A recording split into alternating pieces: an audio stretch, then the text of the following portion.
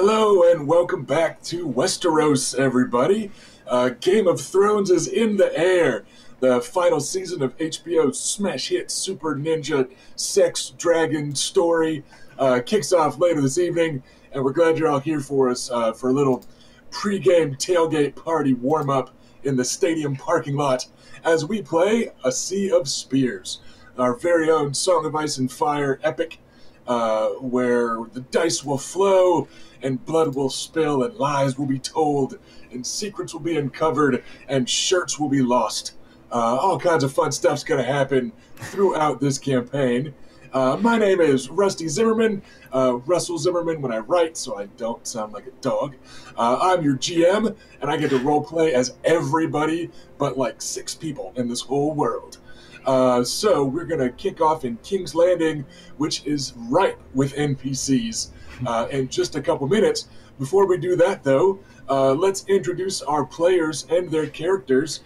Let's go in reverse progenitor order, and let's kick things off with young Adam Nymerian, who is played by Ash. Take it away.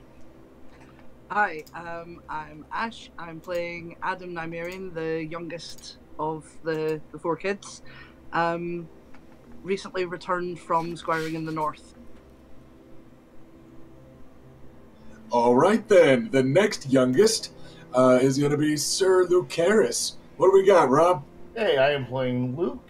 He has been away in King's Landing for some time, apparently making himself quite comfortable. He hasn't reunited with his siblings as of last episode, and we'll see how it goes. And then the youngest of the ladies of the proud House Nymerian is going to be the younger twin by, I think it was like 5 minutes or so. What do we got? Lady Bela. Who's counting? I'm Erica. I'm playing Lady Bela of House Nymerian, and I am the youngest twin by mere seconds, and that is a curse I shall never forget, apparently. And I'm trying to make it a name for myself separate from my sister, who, should anything ever happen, praise the 7, that if it doesn't happen, I shall be there to take the family's namesake. Which brings us to the eldest child of this proud Valyrian Nymerian house, Lady Rhaena. How we doing, Felicia? We're doing great, Rusty. I have Rhaena. I'm the eldest, and I'm the heir to the House Nymerian. I am skilled in different ways than my sister, but together we make a whole person. This is going a different direction than I thought.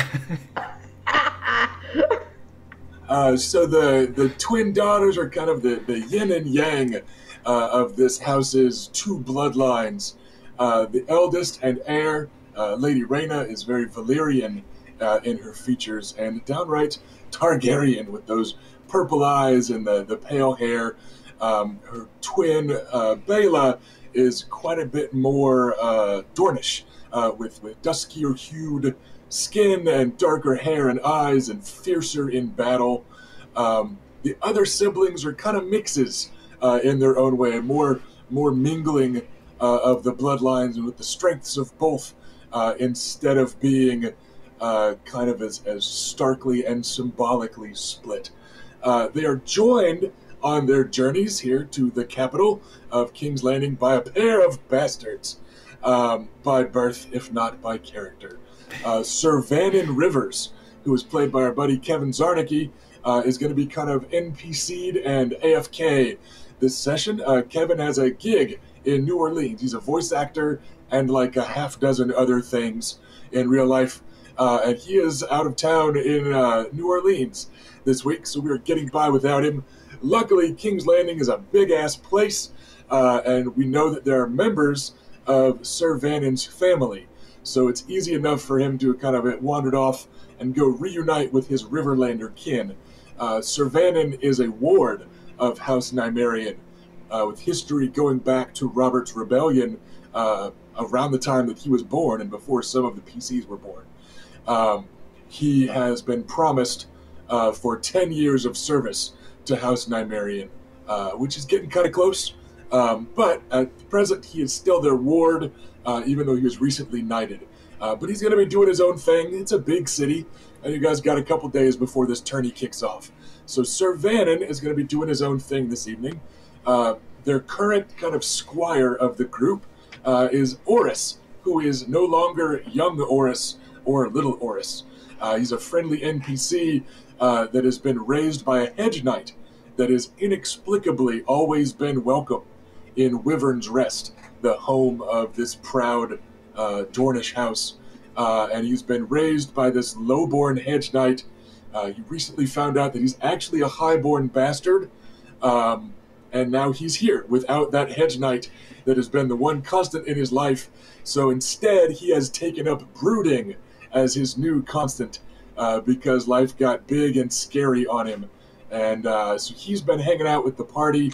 Kind of where we left off last episode was getting settled in the capital. We had a minor disagreement with some gold cloaks at the gate, but the street smart Sir Lucaris was able to find you guys rooms at the Green Tree Inn, or rooms at the Jade Spring, a house of comfort just across the street and run by the same gentleman. Okay, gentleman is a stretch. He's a lowborn Lyle Brewer, not much of a gentleman. But you guys made some new friends with Stormlanders, which is unusual. The other occupants of the Green Tree Inn were a rowdy Stormlander house, House Lugus. So you guys got to meet them and made some unlikely friends. You also ran into your cousin, Lord Tygor Will, the Will of House Will, who is searching for his ancestral blade. So he's been hanging out in this inn, doing dealings with all manner of hedge knights and stuff. So, you got settled in the city. You know that today you had a couple errands to run, and some shopping to do, because grandfather, Lord Makar, sent you some money. Before we kick off with the in-character action, though, I want to get all our viewers to go taking a peep up at the top left of the screen, above my head there. You have your very own chance to seize the Iron Throne in this game. With likes and subscriptions and all that cool stuff, you can beat the stream boss. That's an HP meter above my head. When you beat the stream boss, you have seized the Iron Throne for yourself. Every time you seize the Iron Throne, you can give a destiny point to a PC or NPC of your choice. It doesn't have to be the player characters you help out. It can be NPCs, allies, or friends. You get to choose. So we will handle the vagaries of George R.R. Martin-esque fate. You, the viewers, represent the monstrous whims of George R.R. Martin and his murderous ways. And whoever has the Iron Throne at the end of a session gets to grant a royal boon by being the king or queen on the throne, and you get to name a royal house that will get some very tangible in-game benefit. Our first royal boon went to House Nymerian, so we kicked off the next session with everybody getting a handful of gold and a bunch of extra spending money, because we appreciate. Yeah. Yes, they very much do. Thank you. It came close to, or did in fact, like double their starting fund. So it was a hefty investment in our PCs. However, it was not the player characters that got chose this time. Dun dun dun. I will clarify what house got the boon later on this very session. With that, however, I believe we are just about ready to start gaming. I'm going to give everyone a quick heads up that Erica just shared with us in Discord, and that Erica is under a tornado watch. And Erica is our very own Shadowrun Decker that is our data streaming hub. So Erica is the one actually managing the stream for us. So if Erica gets punched in the face by a tornado and loses internet connectivity, I apologize in advance, and we will do what we can. But Erica, we hope you ride it out safely. Unfortunately, whoever had the boon at the end of last session did not suggest House Hoffman, so I cannot protect you from the vagaries of storms, and that's no help. That's no help at all. So I apologize in advance if we have tech issues dealing from that. But without further ado, as we wrapped up last session, the night of drinking and singing had come to an end, or a solid middle. And there had been talk of everyone heading off to bed.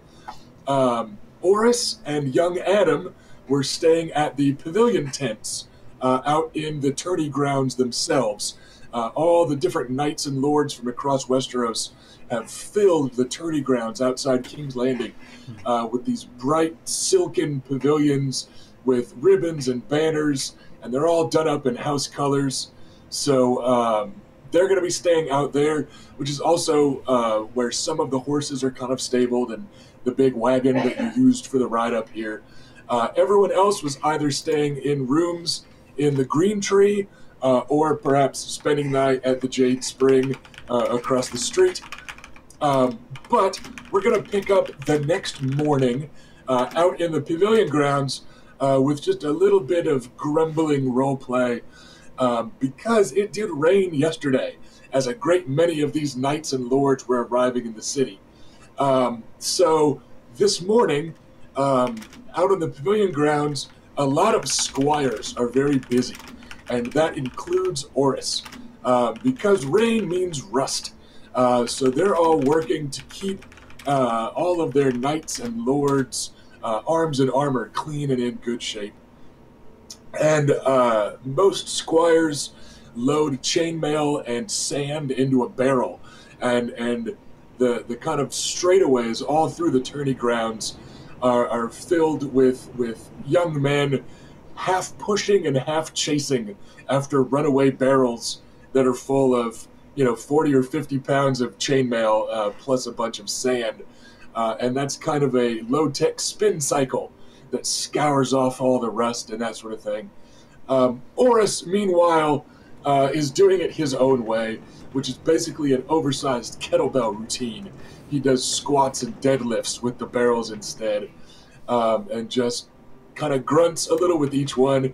He complains some about his headache. He complains some about the rain, but it's all very much under his breath as he and Adam are sharing the chores. So how's Adam feeling? Yeah, exactly. Yeah, the boys.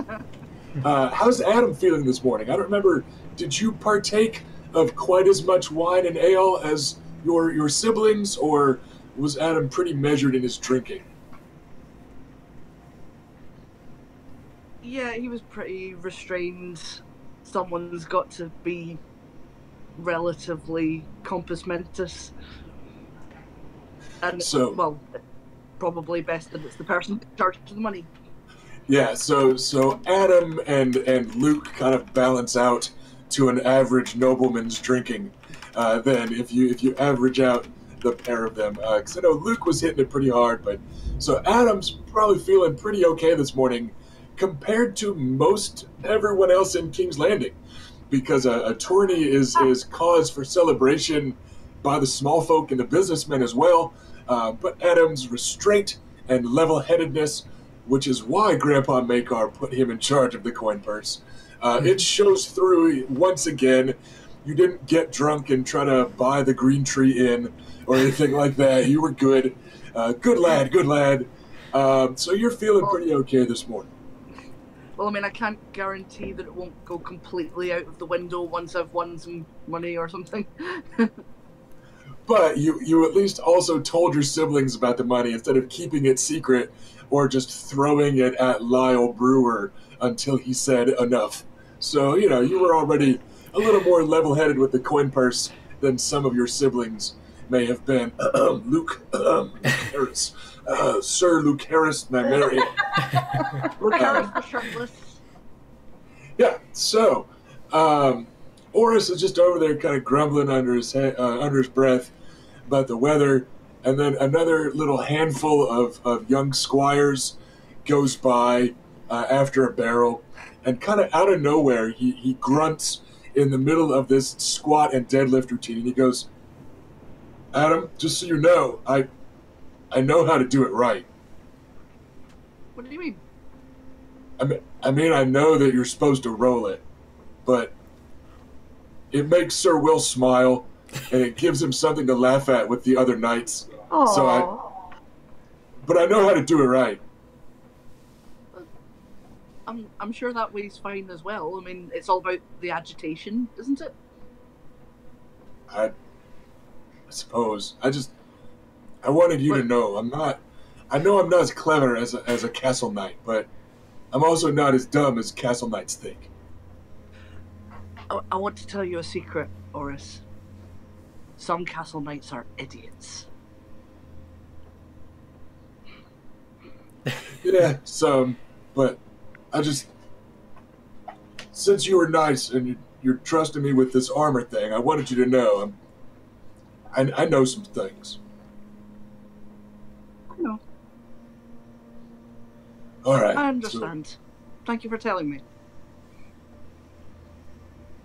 And then he just kind of grunts non-committally, pointedly looks away, and keeps on deadlifting a barrel full of chainmail. And there's other stuff to do also. That's part of the reason Adam is out there in the pavilion grounds is Adam is still nominally a squire also. It's just the big manual labor. You leave to the 6.5 foot tall dude. But you can do the smaller stuff, and you're actually probably better at the smaller stuff. You're a little quicker and cleverer, and, you know, there's taking care of horses might be good for you psychologically, not necessarily having to ride them, but just being around them again. So there's plenty to do in the pavilion grounds. So we've got those things going on early in the morning.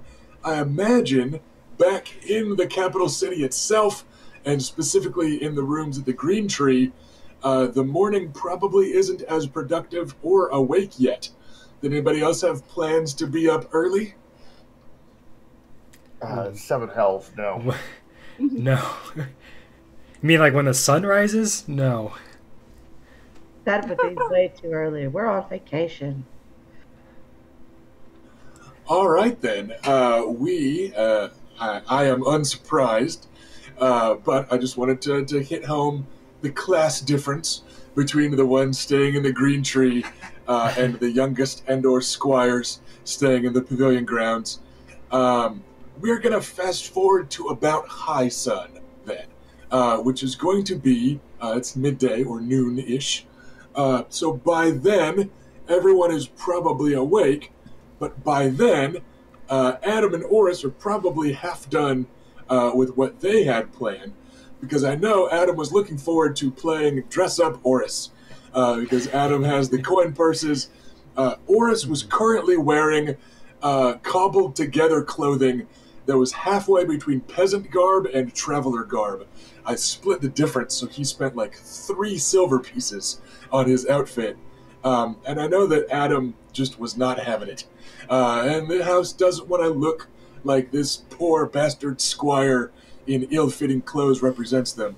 So I seem to recall there was going to be some clothes shopping on the proverbial menu in the morning, even before the rest of the party got together to dole out some funds and do some more shopping. So Oris is going to follow along in kind of hungover, sullen silence and absolutely bow to Adam's expertise as the young scion of a wealthy house who also just got done squiring in the very mercantile and, for the north, very civilized and kind of urbane House Manderley. He absolutely is bowing to your expertise. So, as we all meet up at the Green Tree for lunch, how are Adam and Oris looking, Ash? What do we got? Right, well, it's two. There were 2 sets of clothing got, one of which is on him. So we've gone with, like, he needs a new set of traveler's garb for a start. Just cobbled together stuff just isn't going to do. So just a nice set of kind of wools and leathers in greens and browns, just something simple but tasteful. But Adam has also insisted on something a bit fancier. In the event of bringing Oris to something a bit more courtly. And that's where Adam's gone to town a bit. I'm getting right out there with establishing Adam as the most stylish member of the house by getting into the clothing, and has gotten Oris. I'm going to read my little write-up that I made. It is a noteworthy write-up. I loved it, and that's part of why I'm giving Ash the spotlight, is that Ash's write-up of the outfits was longer than Oris's initial equipment list. Like, the whole list, including the wagon and the weapons and everything. And I'm just like, all right, Ash, go to town, have fun. Well, as one of the things I love in the setting is just the costumes. So Adam has, for more formal attire for Oris, has gotten him a crimson and oxblood brocade doublet, so 2 different shades of red, a lighter and a darker, with a kind of a sort of damask type pattern, but just very slight and subtle. An ivory shirt for under that, black lambswool breeches, so they're kind of soft but have the sturdiness of wool. Black high leather boots with oxblood stitching, so there's just like a hint of red in the boots as well to kind of balance with the doublet. Like black leather belt with the oxblood stitching as well to match. There are outdoor components of it as well in case he's kind of outside in a more formal setting, so a black wool cape with the oxblood red lambswool lining, so it's kind of reversible, but it's it'll be sturdy and hard wearing on the outside but soft on the inside. And the Nymerian sigil is stitched onto the black side in crimson thread and topped off with a pair of black moleskin gloves. Sexy.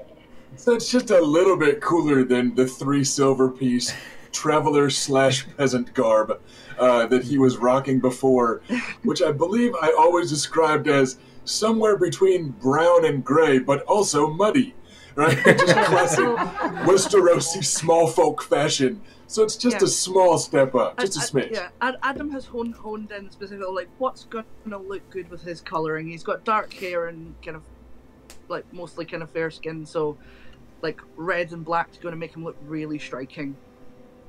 Yeah, for part of this, like, the dressing and stuff, he's actually going to have red skin that matches all the red on the outfit because, like, he accidentally overheard the price discussion, or what he's like, what, you can't dress me up in this, what are you talking, so he's going to be beat red and occasionally tugging at the collar a little and all, but shush, Doris, you look very, very handsome.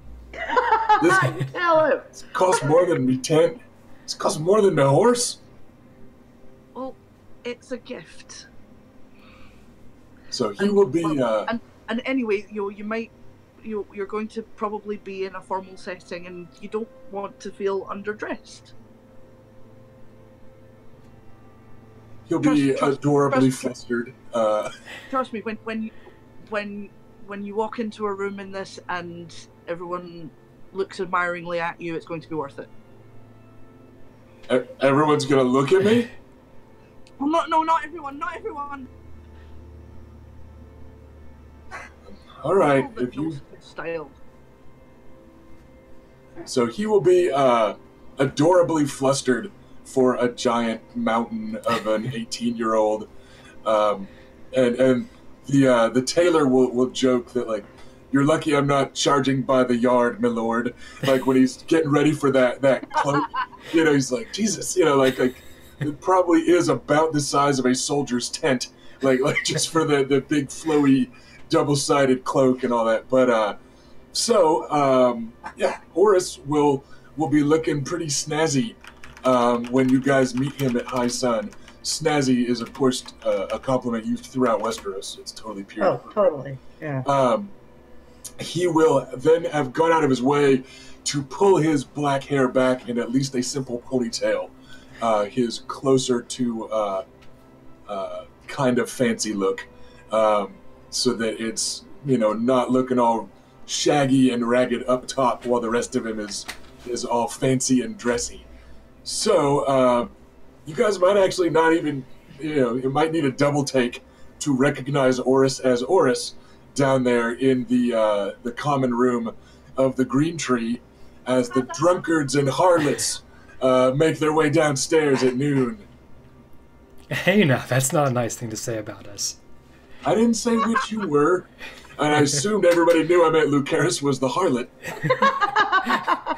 And the drunkard. So did Adam buy Adam any new clothes? Or are you saving those for the feast and stuff?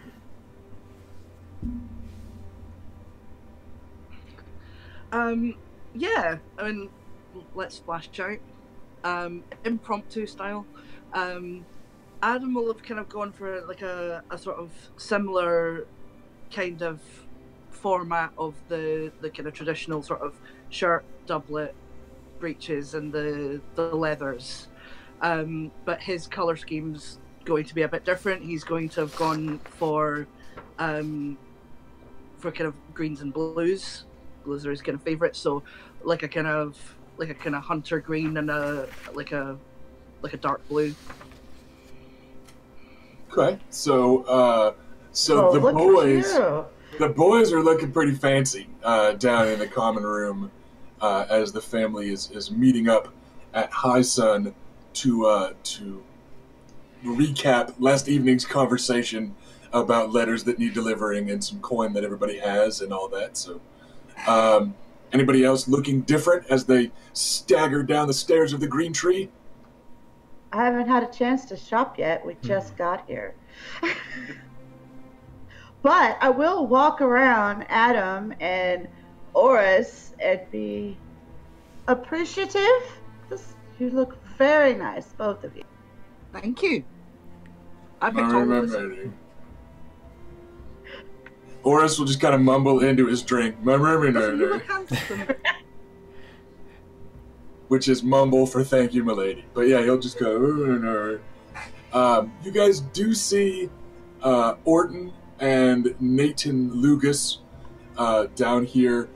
Nathan is the larger of the two, the big kind of bro knight, who is definitely nursing a hangover and fixing it by drinking more. So he's down there drinking himself some lunch, just good thick dark beer. And chewing on some meat like a dog. His wolfish, lean younger brother, Orton, is over at his own table with a book spread out before him and a small meal that he's just kind of idly picking at. But other than that, there's not a huge crowd here at the midday. What about Bela or Luke? Any new stuff you're showing off yet, or are you both just getting up? Yeah, basically just getting up. Nothing really new yet. Have visions of new armor in my mind, and thinking ahead to the jousting in the melee, and how I need to protect myself, that sort of stuff. All right. Well, the plan, inasmuch as the family had one, was just to briefly meet up here at High Sun, and then to kind of scatter around the city for errands. Oris was going to go oversee getting everybody into the lists, and that was basically going to be his thing, because he's got the whole family to handle on that front, and we did have that discussion last session, so he is ready to go do that. But there were a few letters that needed to be delivered, including a letter to Tobo Mott on the Street of Steel, which is also where you guys have your kind of in-store credit, that writ of credit from Lord Makar, who wrote in advance. So that would probably be a next stop for some of you. There are also horses that I recall a few people were wanting to buy. Vannon is going to head off to buy a horse. He will politely excuse himself, and that's how his afternoon's adventure we'll get started with Vannon heading off to look into purchasing himself a new steed. But the bigger task that was planned, there was a few letters to be delivered that can mostly be hand-waved. There's a whole city full of pages and squires that you could give a couple coppers to handle that sort of chore. But it was going to be armor, and it was going to be Oris doing the chore of getting everybody enrolled. What else were people having planned today? Taylor. Or seamstress. I'm not sure what you call it here. It all comes under tailor. Okay. Well, Adam had a pleasant enough experience with one this morning, so can likely send Lady Reyna on her way there. What about Luke? What did you have planned? I'm going to pick up some new shirts. I find myself wearing clothes. Essentially, he's going to go to wherever he normally buys his clothes and get some fancier shirts that you would normally wear. And then he's going to take a visit to the armorer. Okay.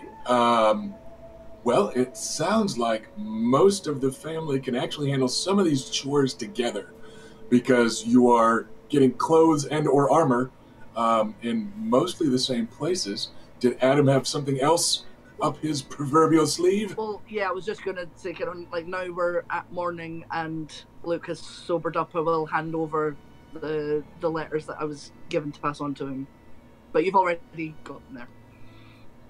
All right, so yeah, the homework is taken care of, and those can be delivered however Luke wants to. He can deliver them himself. He can pay to have them delivered. Whatever. Let's skip ahead. We'll say that you guys planned to meet back at the Green Tree after buying clothing and armor. And by then, Oris should be done back in the pavilion grounds. We're going to skip the buying of clothing, and we're going to cut to the cool slow-motion shot of the four siblings of House Nymerian making their way up the Street of Steel to head towards Tobomont's armor shop. So you've got the clanging of hammers in the background. You've got like a slow fade-away camera shot of other noblemen haggling over armor, and smiths and their apprentices wailing away in sparks flying and everything looking cool. And then you've got that like classic cool girls in high school slow motion walking down the hallway, right? Like the slow camera pan over the twin sisters and the two brothers of House Nymerian. We've already got Adam's cool new clothes, because Adam got up early and did his chores like a good boy. But the rest of you, again, this isn't necessarily dressed up for the feast or anything yet, but what's everybody wearing? And how cool do you look in your slow motion walk down towards the end of the Street of Steel? Well, I'm in my scale armor, going to take it for one last journey before I try to get some store credit for it and help pay for some really nice brigandine armor. So the scale mail is kind of just, it's not very decorated. It's a little bit plain, but it definitely has some accents and highlights of the burgundies and reds and yellows from the house colors. And it has my personal symbol on it that's kind of a take off of the house sigil. Instead of the one dragon, I have two dragons with two crisscrossing spears on it, kind of like a caduceus and a fleur-de-lis, kind of like, if you can imagine both of those kind of like superimposed on each other. Cool. So there's the martial and fiery Lady Bela walking down the street ready to kill everyone she sees, wrapped in the glittering scales of House Nymerian, and presumably with their Valyrian steel spear in hand. Mm-hmm. Yeah, because she's awake How about Luke? What's Luke wearing? Luke's wearing a little more casual affair. Trousers with a little bit of leather protection on them. He has a small sword on his side and a silken shirt that kind of billows and blows in the wind. Kind of a wine red. Okay, so some classic Nymerian colors going on. And what about the Lady Reyna? What are you wearing for your trip through the streets of King's Landing? I'm carrying my scale mail in a bag because I know I'm going to be giving it to Maud. And I'm wearing sort of, I'm wearing pants with an overskirt. The overskirts are light and flowy. Ordinarily at home, the top would be comprised of, swaths of fabric in different colors wrapped around her torso. Here it's freaking frigid. So she's wearing a wine-colored overblouse with a casual style corset that looks like a brocade with our symbol the house symbol with the wyvern with the crown on it in a repeating pattern, and then she also has like a silken wrap that she pulls up over her head to protect her hair and skin from the filth of King's Landing. Which is fair. It's good looking out. You're not high boots. Yeah, I didn't. Cool. I didn't assume that anybody was going barefoot because they forgot to say shoes. So you're in the clear. I'm not that level of pedantic, sadistic GM, though I think we've all played with one like that at least once. Yeah, you're not heading to Flea Bottom or anything like that, but the Street of Steel is a working neighborhood, and even the area that you guys are staying in, you make your way through like the Fishmonger Square, where they're selling super crazy fresh stuff, but it's still a business area, a mercantile area. So there's a lot more small folk scurrying about than you're accustomed to, because you guys don't even really have a proper like population center back home. You remember, you don't have like a town or a village or whatever. So this is definitely more people than most of you are accustomed to. And they're certainly a lot closer to you than you're used to and that sort of thing. Everyone is appropriately deferential. You're getting a couple of dirty looks from other nobles and knights. You may recall there are some pretty nasty rumors about you swirling around. Nobody confronts you or says anything. Everybody kind of gets out of the way. It could just be because Bela's strutting around with her spear and stuff. It's just a good policy to get out of the way when you see a Dornish folk with their spear out and their armor on. But yeah, it's definitely a different experience than you're used to walking the streets of King's Landing.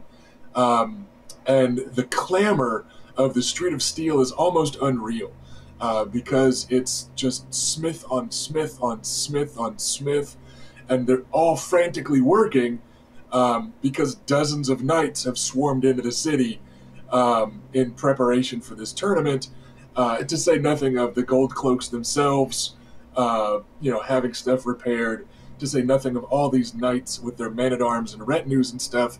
The armorers in King's Landing are better than most of the armorers at someone's keep. You guys, of course, have a master weaponsmith back home, but for some of these lesser lords, a trip to King's Landing is a real opportunity to upgrade even the gear that your armies fight with. To buy a couple dozen swords or axes at once, or hundreds of arrows, and things that you just kind of can't necessarily get as easily back home. So it is a wall of sound that is accosting you on the Street of Steel, because just hammers on anvils everywhere, literally on both sides of you. But that racket is overtaken at the princely shop at the end of the Street of Steel. run by the Kohori man, Tobo Mott. He is renowned as being perhaps the finest smith in King's Landing, which puts him in the running for the finest smith in Westeros.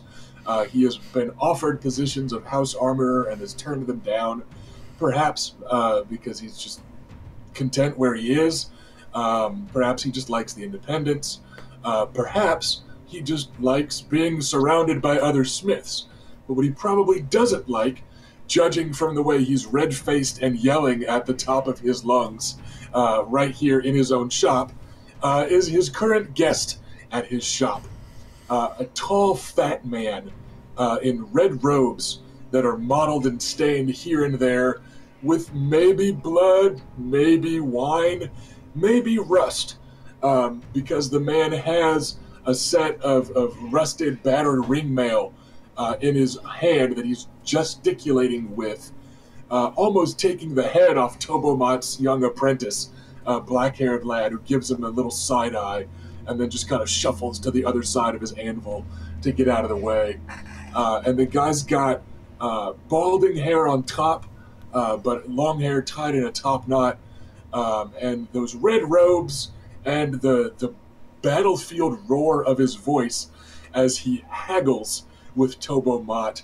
You think you've come across the Red Priest, Thoros of Myr, a follower of Relor, and a noted combatant.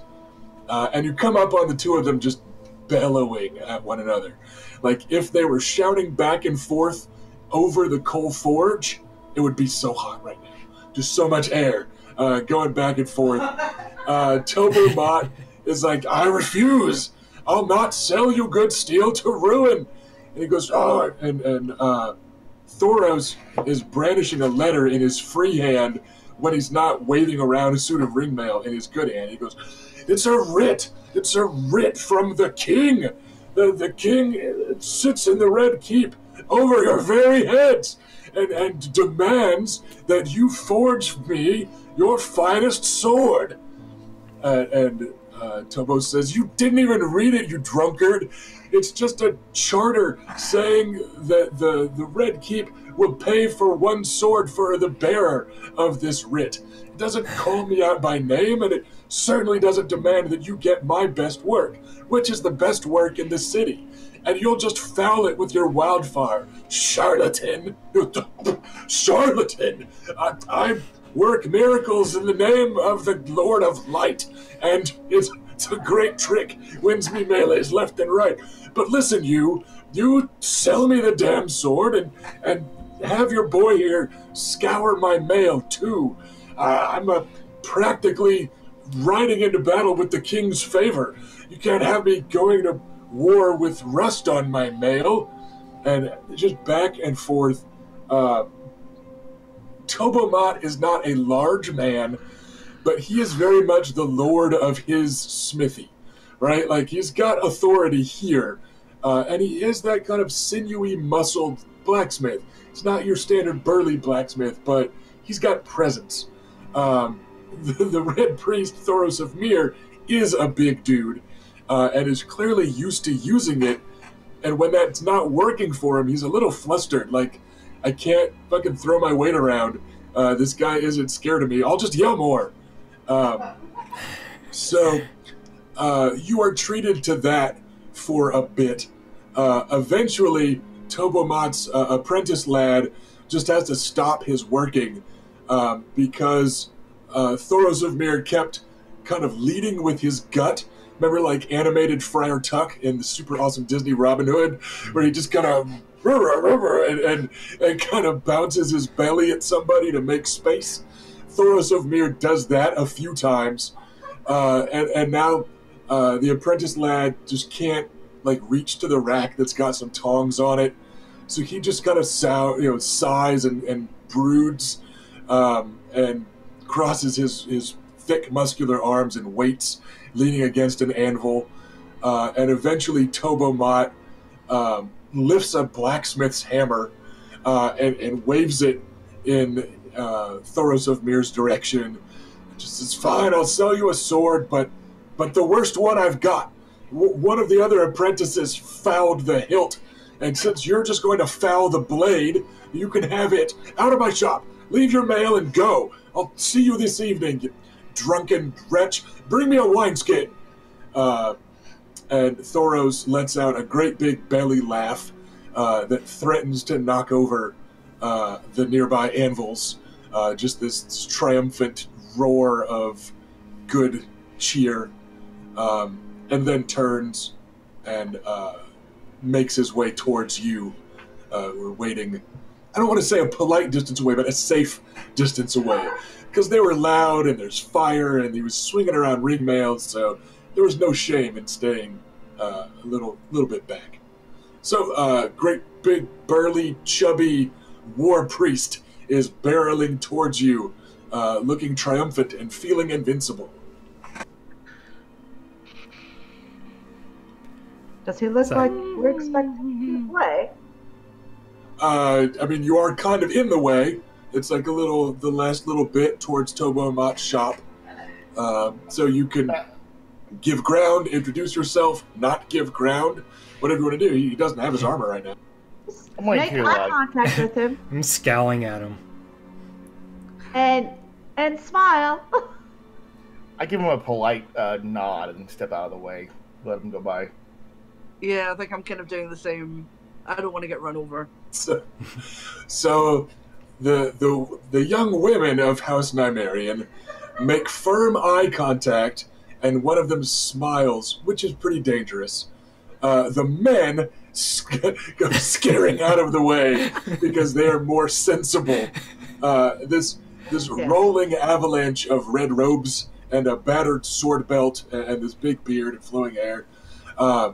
He laughs triumphantly at you. Goes, oh, got him! the mutt's all yours. And he gives Bela a cheerful clap on the armored shoulder. Big hand, scarred knuckles. He probably slapped the one in armor because he knew he had the least chance of just bowling you over. Because he's got, lots of weight behind that cheerful, hearty slap on the arm. But seems to be just in a fine mood now. Like, as quickly as that raging ended, now he's just good to go. So he just cheerfully makes his way past you, tugging up his sword belt over his prominent belly a bit, and trundling off down the street. He makes me happy. As he is heading off into the distance, you hear him go, "Ha! Now to find a team! To the wine sink!" And he just takes off to go find himself a team of people day drinking. So, Like him. Yeah. He needs a, all right then. He needs a new squire. His armor's a disgrace.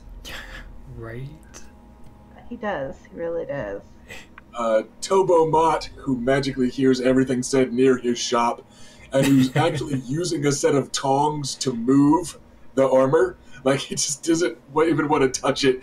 He plucks it up with his tongs and lays it over on the anvil next to his apprentice. And he goes, Thoros hasn't got a squire. He's not exactly a knight. He is, however, and he neatly folds up this letter that got left behind, friends with his grace, King Robert. And so his debts get paid. Tobo Mott, welcome to my shop. House Nymerian, yes? Indeed. He turns and heads over to a little side. You suspect he calls this his solar. There's a table that's not covered in tools, and it's got a small box on it. And he opens this small box, tucks that letter in there, and you see him kind of flip through, and then he pulls one out, and you recognize the shade of the wax of the signet ring and all that. And it matches that of the letter that you guys are currently carrying for Tobo Mott. He says, Lord Makar told me to expect you and gave me your rough measurements. He looks the four of you over very quickly and hands the letter to Adam, He says, "Look for yours on there, lad. You are the one he was the least sure of. He said I should expect something from you." Yes. A letter. Adam, Yeah. the letter. Yeah. Yes. Yeah, I'll take that out and give that to him. All right, you guys trade letters. He nods throughout reading his. Adam, your measurements are pretty close. Grandfather hadn't seen you in a while, but it's got, it says that it's a note from your armorer back home, who worked on the armor for everybody else. And Lucaris's measurements were on file already, because Tobomat is who House Nymerian used to outfit him. But yours are a little out of date, and he had to try to guess how much or little the 14-year-old had grown in the last few years. So that's always a bit of a luck of the draw 15. thing, or 15. Sorry. So yeah, you're able to, at a glance, you're like, oh yeah, he was just trying to send word ahead, so that they could have some armor ready to go and be ready. And Tobomat nods as he reads yours. He goes, well then, 1,000 apiece. And he kind of gestures towards a side wall where there's, I don't want to say crosses, because that carries some real-life European/Christian connotation, but almost like capital T, just little stands with armor on them. And there's an assortment. Most of y'all are fairly average-sized. None of you are huge or tiny. So there's an assortment of armor available, or, of course, you've got some time before the tourney and certainly before the melee, so you are able to place what orders you wish to. And let's start with the air. So, Lady Reyna, what are you asking Master Mott for here at his shop at the end of the Street of Steel? I'm going to ask him to work with my current set of mastercrafted scale, as it has already been tailored to me, but I wish to add pauldrons, a helmet, and a breastplate. He looks you over, and he looks over the armor, and he gets kind of a looking into the middle distance squint for just a second, not turning and looking at what he has available, but doing some math and recalling some stuff, and he goes, I can manage that by this time tomorrow. Understood. I am not participating. I'm not tilting.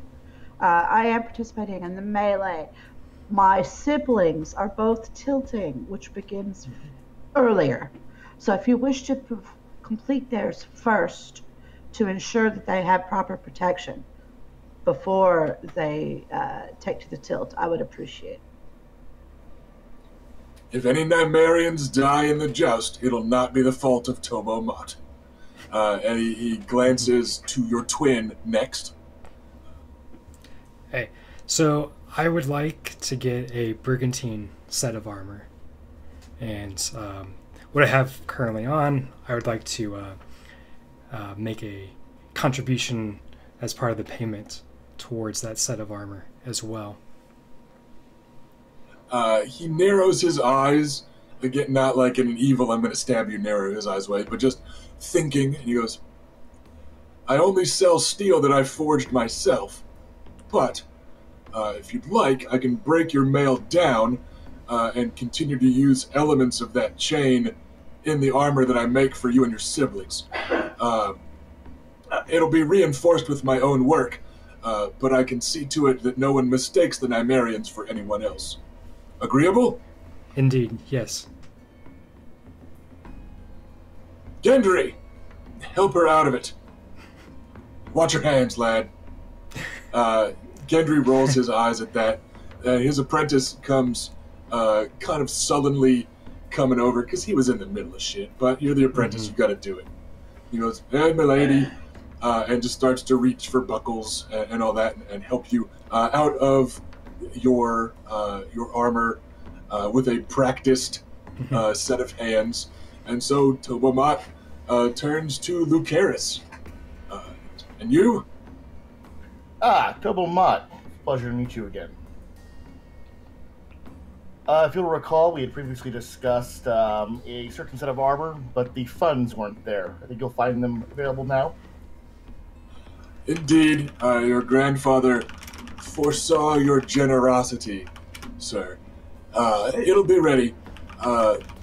It's almost ready now, but if I'm to integrate some of your sister's scale, you can also pick it up tomorrow. Agreeable, sir? Agreeable. And then his eye turns back to Adam, who has now had a chance to read the stuff and all that. And you, little lord, I suspect you're not in the tilt. No, I'll be participating in the archery, but no, I'm not a high priority as my siblings. Your Lord Grand. I'd hoped that you would. So that your Lord Grandfather disagrees. Oh. He says, kind of gently, but continue. I already have a decent set of scale armor, but I believe he might have mentioned my slight predicament. I need something lighter, so I was hoping to commission some soft leathers that perhaps better represent House Nymerian. And I also wanted to obtain some armor for our squire, Oris. He's big. It's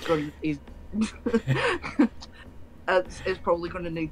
I mean, it doesn't need to be very fancy, but it is going to need to be fitted to him.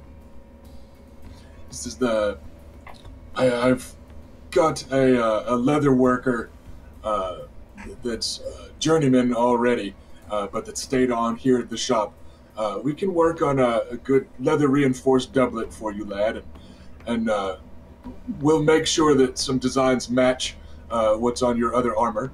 You'll need to send your squire up here for a fitting. We've got some armor ready to go, but he'll need to come into the shop himself. I'll not sell someone armor that doesn't fit right.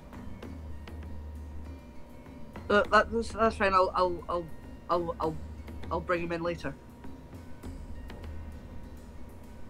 Right then, Gendry, hurry up, boy. He waves Gendry back into the back of the shop. He goes, I'll see most of you tomorrow. Should be ready by high sun, if not sooner. And he looks to the four of you. Gendry's hard at work, just kind of sullen, black-haired, pretty burly, maybe about Adam's age, maybe a little younger. Hard to tell. He is a little taller than Adam, but he's just going through, doing his work. And Tobamat just looks to a lot of you and goes, well, if there's nothing else then, my ladies, my lords. No, that is everything, Master. He abruptly turns around and forgets you exist because he has steel to work. And that's the part of his job he loves. You've bought clothes. You have arranged to purchase armor. I believe the plan was heading back towards the green tree. We can hand wave away any visits to the stables. I know Sir Vannon was buying a new horse. Was anybody else planning on a horse? I am, yes. Okay, so a couple more of you were. Let's go do some other stuff first, though. We will head back to the green tree. You could have... Vannon is still a sworn sword to your house, so you could have sent him, and you know he does have a fantastic eye for horse flesh. Remember, he's got... so he could also be picking up those horses for you, if we don't want to get too bogged down there, because we're going to head back to the green tree. It is not as quiet as you re-enter it in kind of mid-late afternoon. The Lugas family is still there. The sister, Marita Lugas, is there as well, sitting and sipping some wine, not gulping like she was last night, but just still sitting. She's at the same table as the younger of the two brothers, Orton. Orton seems to be pointedly ignoring her and flipping through another book. The two of them are just splitting a bottle of wine and some conversation. Nathan Lugas is eating more. I guess they swole for that tourney, so he's wolfing down another kind of turkey leg and sitting there with a tankard of ale again. He's talking with your cousin, Tigor Will, and of the two, Nathan is certainly louder. He's bragging about a counter riposte he used in a melee down at Storm's End, and just that sort of jock talk, warrior braggadocio type of conversation, where the Will of Will seems to be doing quite a bit more listening than bragging, which makes sense. If Stormlanders are going to tell you how they fight, Dornishmen can pay attention. But you also see the old hedge knight that had spoken with your cousin Tigor. You may recall he was kind of holding court in a back corner with all manner of sellswords and the like, apparently offering him information. Well, the last of them to visit him last night is a thinning, gray-haired old hedge knight who is currently trying to clamber on top of a chair in order to be heard. He goes, "Just please, who will come with me to rid the Kingswood of this scurrilous wretch? Who will accompany me to end the reign of terror of this brigand prince, the Fox Knight? With King's Landing overflows with knights here seeking glory on a grassy field. Who will accompany me into the woods for true glory and honor? And just somebody give me a hand up. Never mind, fucking chair. Just who will hear me call and bring about an end to this brigandry. Brigandry, that's all. Fear, good sir, I will join you. Luke, what are you doing? He a good point. He makes his way across the inn towards you, stumbling and almost tripping over the chair that he tried to stand on and then he kicked away. And he is... there's laughter from basically everyone but Tigor. The Lyle Brewer behind the counter just shakes his head like this happens all the time.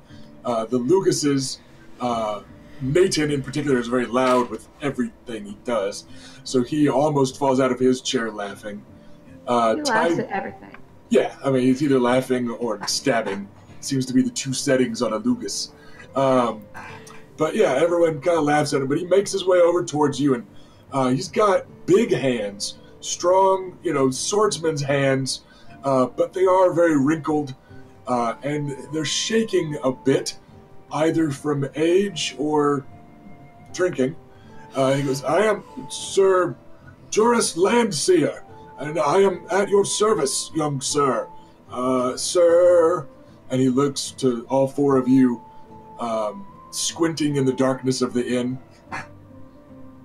You are speaking to House Nymerian, and that is Sir Lucaris. I am Lady Rhaena, Lady Bela, and Sir Adam, Lord Adam. Please have a seat. And some wine. Yes, at the moment you look more in need of drink than sword. I'm done with fucking chairs for the nonce, my lady, but I'll thank you for a sip of good cheer.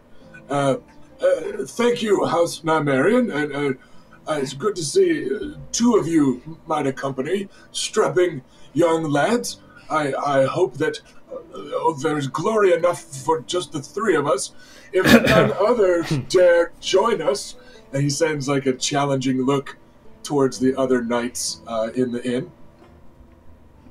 I'm staring daggers. As I have my spear, I kind of like hit against the ground once. There you go. Sir Lucaris, a spear for you. Oh, don't mind if I do. Luke grins and then sits down. I'm now staring daggers at Luke. What is this all about, good sir? There's always trouble in Kingswood. What has you so riled up? Tales from visitors on the road. That Fox Knight is at it again. Damn that Clayton Arche. A scoundrel. A rogue. That's all he is. A bandit. Since Robert's rebellion, he's plagued these woods, sticking his head up like a mole instead of a fox. Every now and again attacking innocent folk, and he still calls himself a knight, a lord. Pah! House Arche lost its lands, and rightfully so. He is no more than a robber knight, I say. I have chased him for 20 years. He marked me here and here with arrows, though I got him with my sword. He looks like for a second he's like threatening to like draw his sword, which would be a bad idea in the dark, but he doesn't. He just settles for like patting his old notched longsword. He goes, though I've knocked the blackguard myself. I know his haunts like none others, but the knights these days, they'll not join me on a proper hunt. Back in the day, the Kingswood Brotherhood and the Smiling Knight, scoundrels, all of them. But the king himself put an end to their brigandry. But these days, so long as his grace can hunt in peace, he cares little for the Kingswood. And this canny Arche, he does not trouble King Robert. He does not back up his convictions with steel. He speaks ill of our grace, but when the stag goes hunting, the fox hides. No more, say I.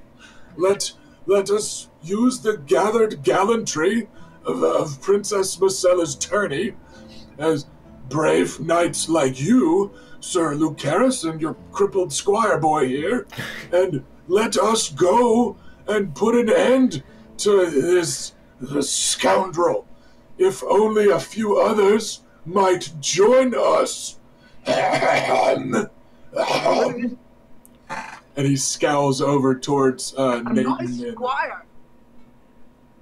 I'm so sorry, I just assumed. Sir, I don't Sir think you're a knight yet, lad. Yes, my lady. You would have 4 warriors for your cause, were House Nymerian to choose to come with you. Are you going to talk that drunkard and Dornishman into joining us then? No, but they might feel shamed if the ladies go and they sit here drinking. Ladies? What?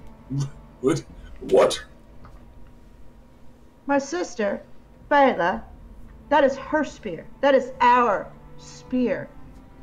That is Sunfire. Valyrian I'll hit on steel. ground again. Oh, I've heard of you lot. Dornish. The women really do anything down there. Well, fine. If only women will join me on this hunt, and not good, honest Stormlanders, fine. Pox on House Lucas. Adam, he tries to muster up a good fox spit. Sorry, I didn't hear you. What do we know about this Fox Knight? I turn to you and ask. You know that it is much like the Vulture King, or like real life Robin Hood. It is probably a kind of nickname that has been passed around. The fact that Sir Joris Landseer name-dropped Lord Clayton Archay, though, does remind you there was a lord in Robert's Rebellion from a minor house that stayed diehard loyal to King Eris. He was known to have even fought a few duels with some of Prince Rhaegar's favorite men.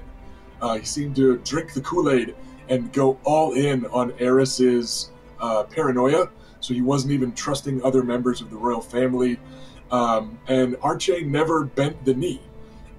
He has just kind of vanished after the battle. So, and the old sigil of House Archay, before they were destroyed by royal decree, was a fox. So it sounds like, the Vulture King is kind of this nickname for whoever runs all the bandits in the Red Mountains of Dorne. Like Red Pirate Roberts. Exactly. But it sounds like somebody with an actual fox sigil may have taken up this mantle of Fox Knight for the last couple decades. Do they, like, pillage and, like, rob people? Is that, like, what the problem is? General brigandry. Okay. There is often it's not uncommon for any sort of banditry to get attributed to the Fox Knight. In the same way, any sort of banditry in Dorne, they're like, oh, damn that Vulture King. Like, the Vulture King does actually run, like, an organization, kind of a, not all street crime is the mob type of thing. So it's hard to say how much of what the Fox Knight takes the blame for is actually the Fox Knight. But it would seem that Sir Joris Landseer seems to know some of the Fox Knight's haunts. In answer, as Adam is going over some of that with you, you guys hear a book slam shut. And you look over, and Orton Lugas stands up, and he's a little taller than you think. He's not just skinny, he's also kind of lanky. He goes, I'll not have my house spit upon, even if only by a decrepit, drunken hedge knight. Nathan, if you're not going to go on this hunt, I am. That's more like it. Nathan, spills his drink laughing so hard over at the counter. And he's just roaring with laughter. And he goes to swing and smack your cousin, Sir Tygor, on the back, like, haha, look at this. And he misses Sir Tygor because the Will of Will has stood up and given the lot of you a nod. Let it be a primarily Dornish party, then, that will put an end to the troubles of King Robert. If there's only one brave Stormlander, then let's let it be. Oh, you didn't.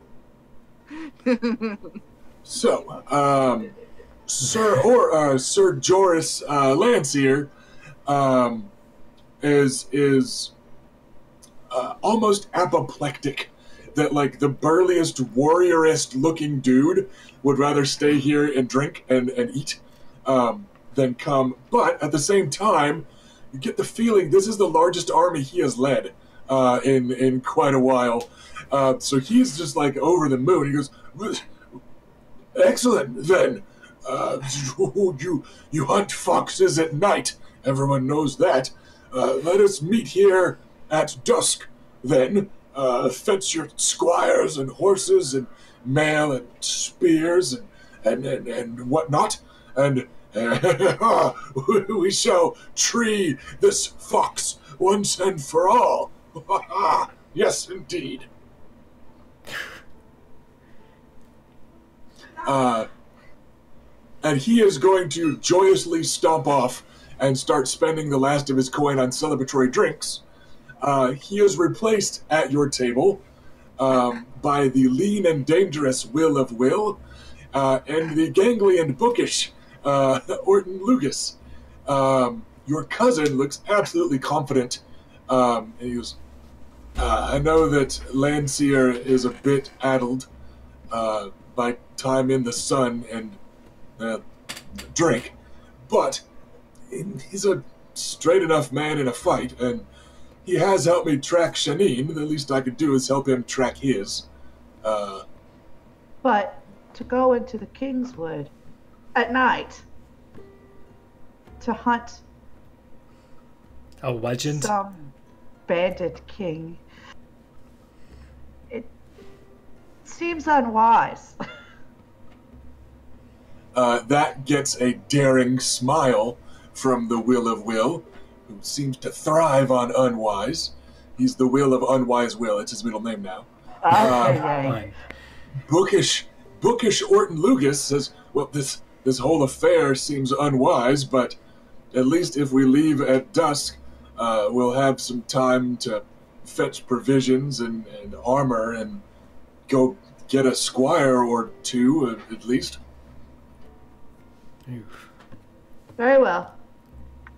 A more practical concern, our armor is currently being worked on. Yes. Oh, right. It is all in the shop of Tobomont, being altered and upgraded.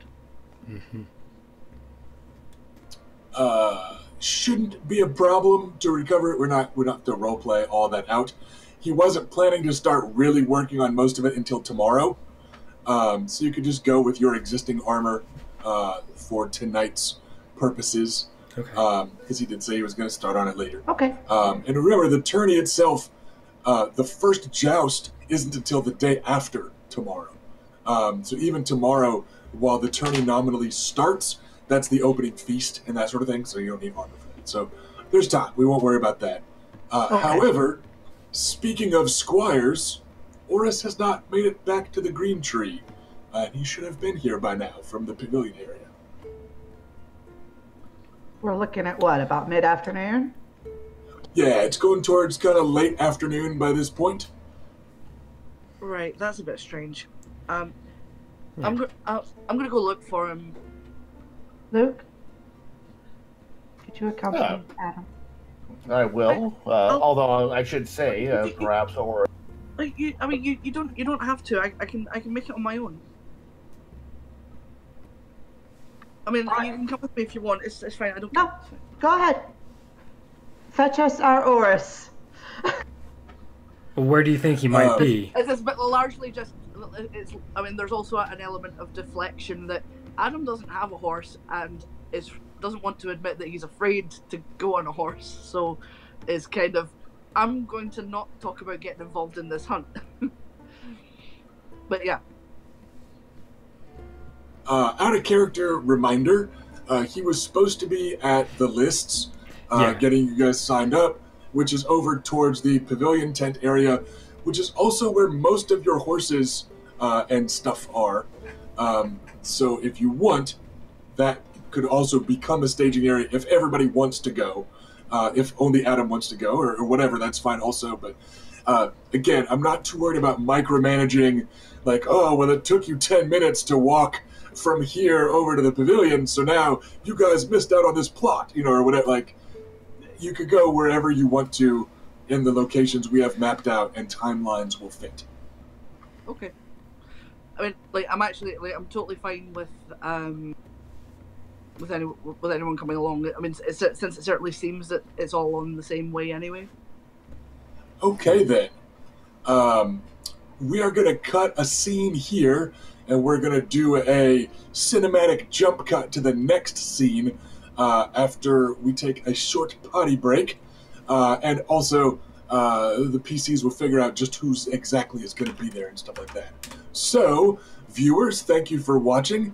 It looks to me like the stream boss's hit points are getting pretty low, which is good because we're about to get into our very first actual intrigue of the campaign, where we bust out some social combat rules, so destiny points might come in handy there. So Erica, hit us with that fat beat of our break music, and we will see you guys after a bio break.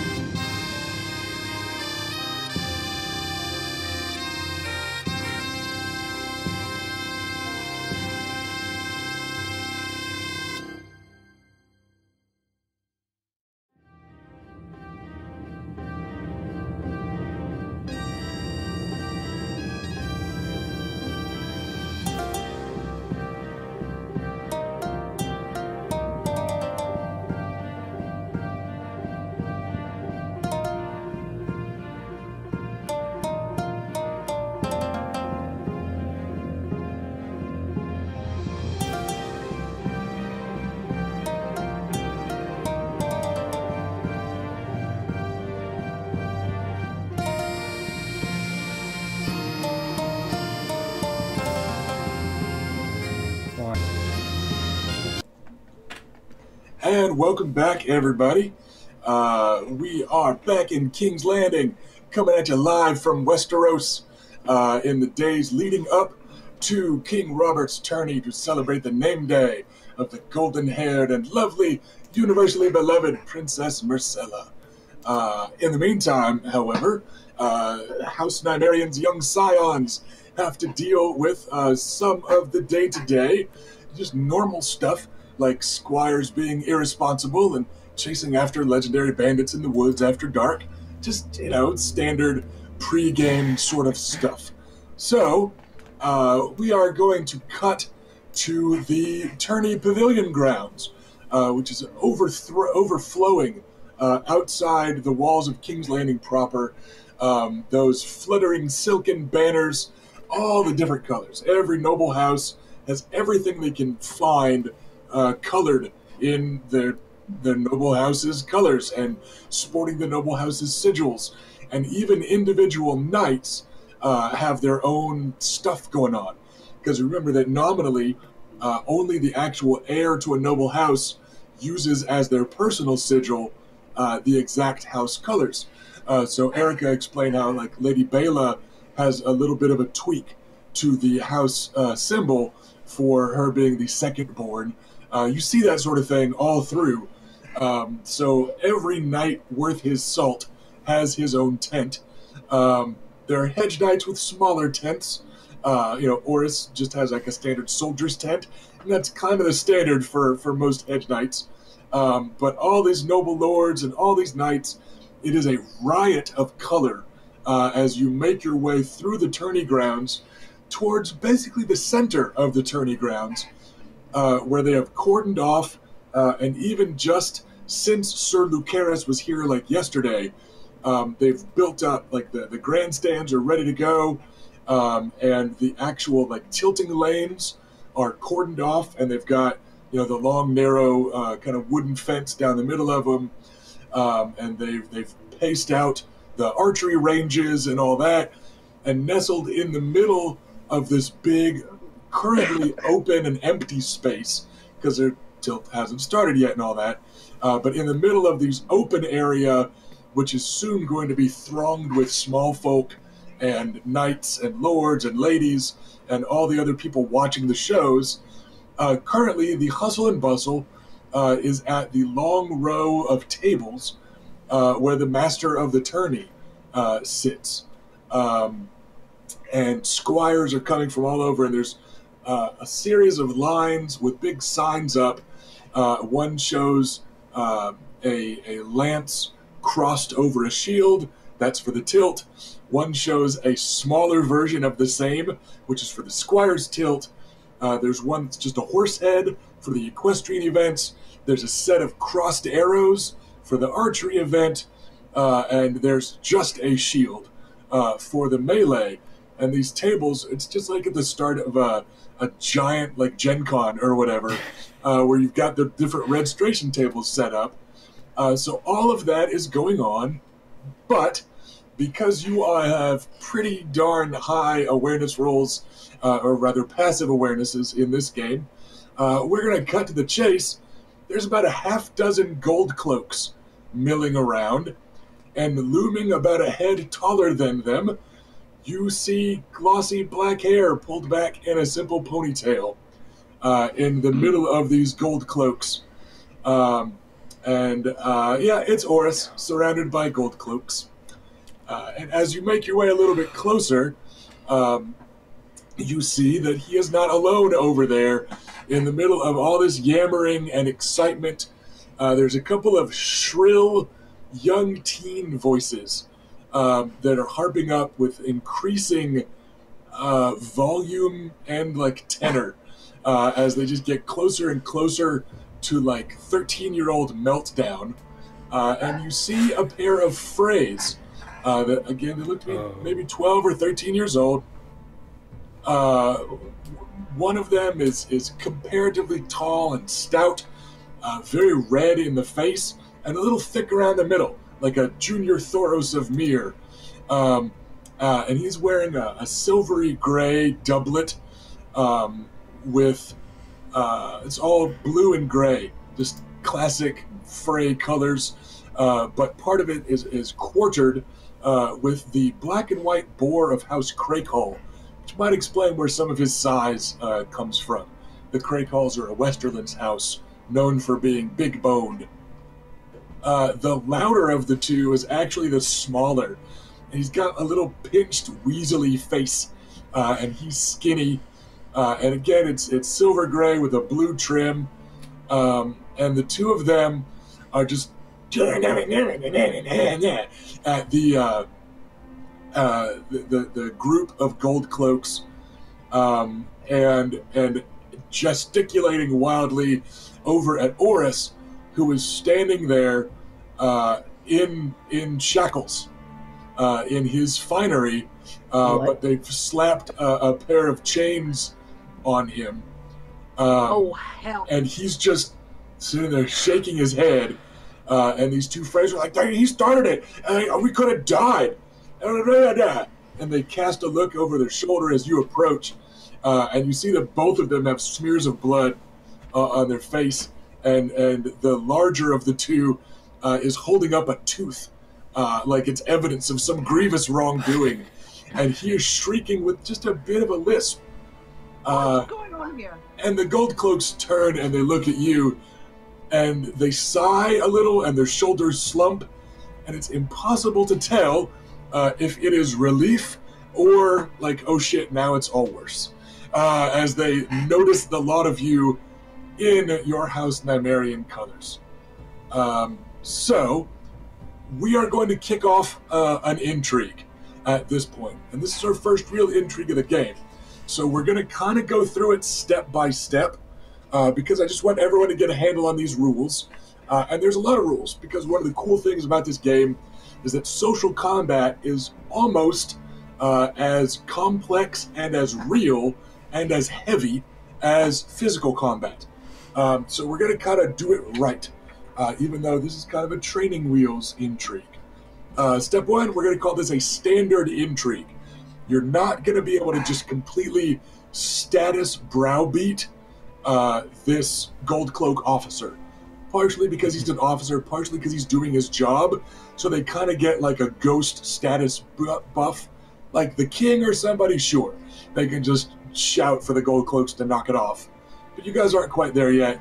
So you can't just browbeat him with a one roll. But it's also not a complex intrigue that should stretch throughout the campaign. So simple intrigue. Step two is declaring the scene. The scene is faintly on the side of the gold cloaks as the representatives of law and order in King's Landing. We're going to give them a +1 on their rolls. Not +1 die, just a little flat +1. Because this is their wheelhouse, right? They're doing their job. You are kind of interrupting their job. Step 3 is the objective. Normally, this is a little bit more spelled out as you're setting the stakes of a fight.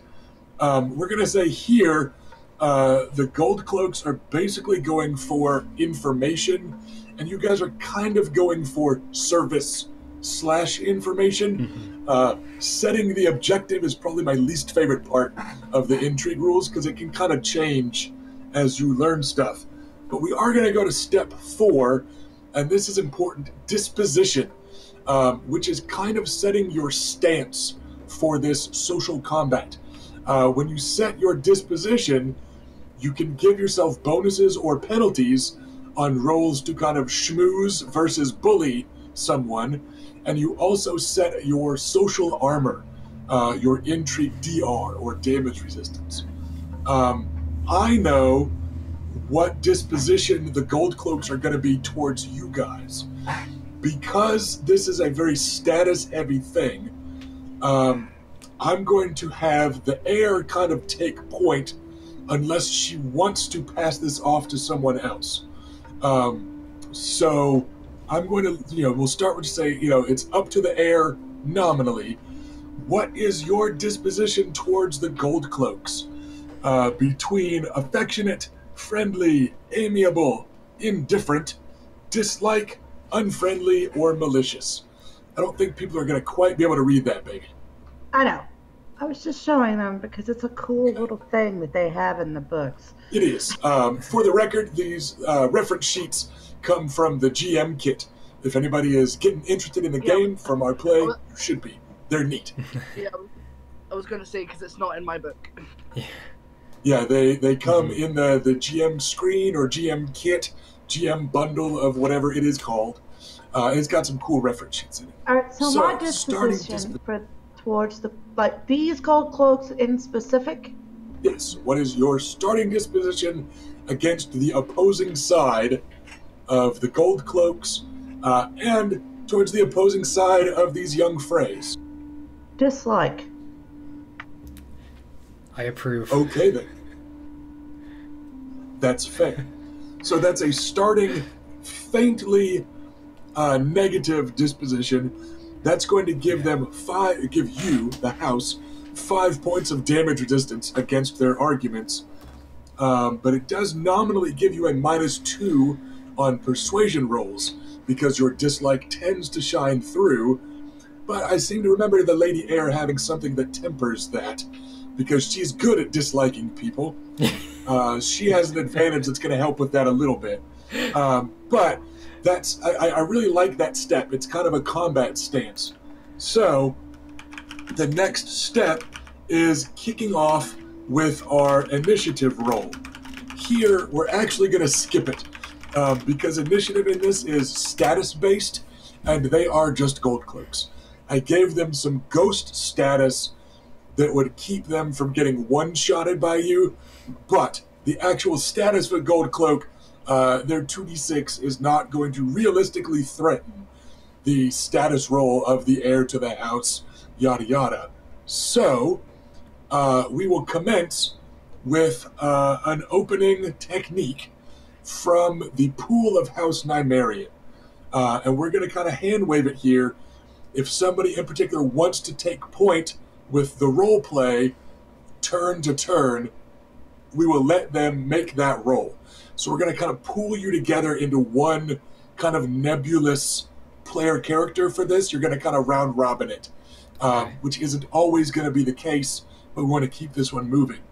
So who wants to take point with your opening salvo of words as weapons?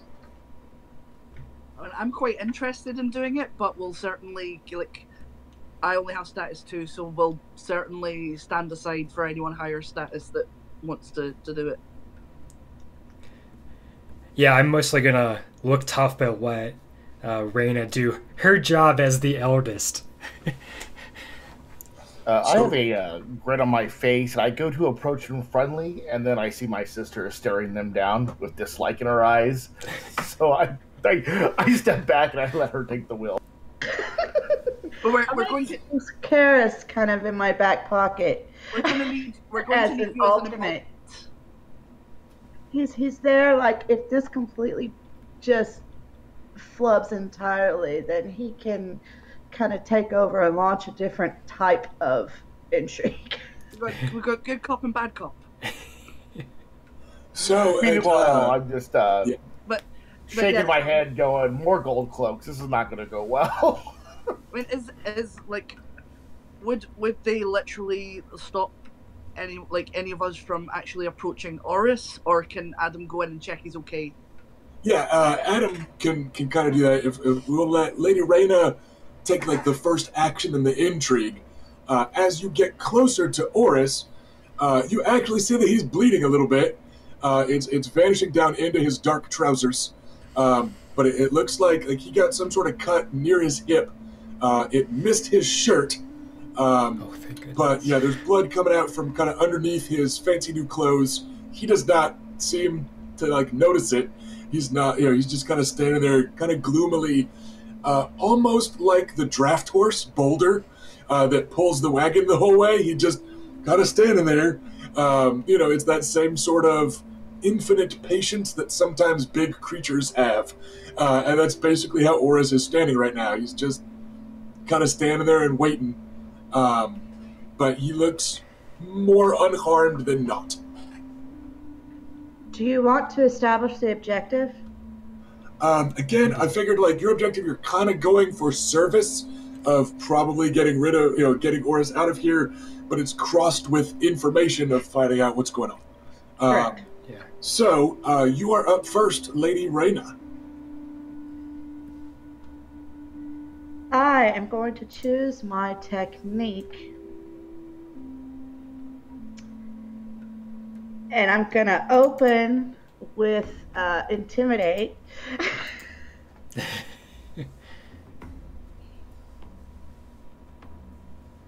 The special options here are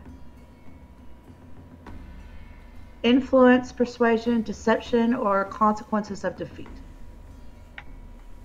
Right. You are looking initially for an intimidation roll. You're going to be rolling your persuasion plus any bonuses you've got if you have specialty dice and intimidate. And the influence rank, the amount of damage you do with it, is going to be based on your will. My base persuasion is 4. I have 1 bonus die in convince, so that's not going to help here. But I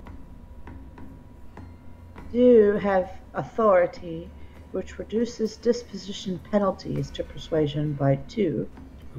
Right. So you're going to be taking no penalty from your opening level of dislike, while still getting that 5 points of verbal damage resistance.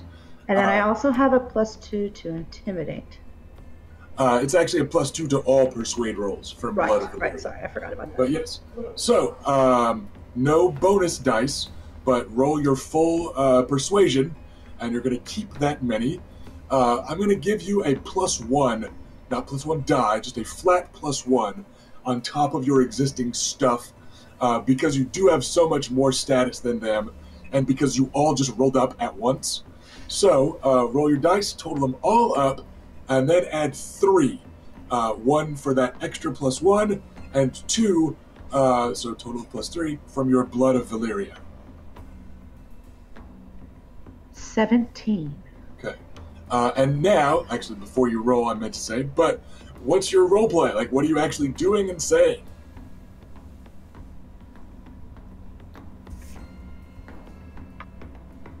We're rolling up, and I will take point, hopefully with Bela behind my right shoulder and Lucaris behind my left, as Adam goes to check on Oris. And I'm going to make direct eye contact with the gold cloak who appears the most in charge. And I'm just going to open with, "What are you doing with our squire?" Yeah, one of them is actually wearing, a cloth of gold trim on his cloak. Most of them just kind of have yellow cloaks. But yeah, there are several different markings that designate kind of officers or watch commanders and that type of thing. And this guy is a rank above the others. So, you're 17, they have an intrigue defense of this, so that is that many degrees of success. Just like in an actual fight, every 5 points that you hit by is a composure modifier. Composure is their kind of hit points for social rolls. What is your base will?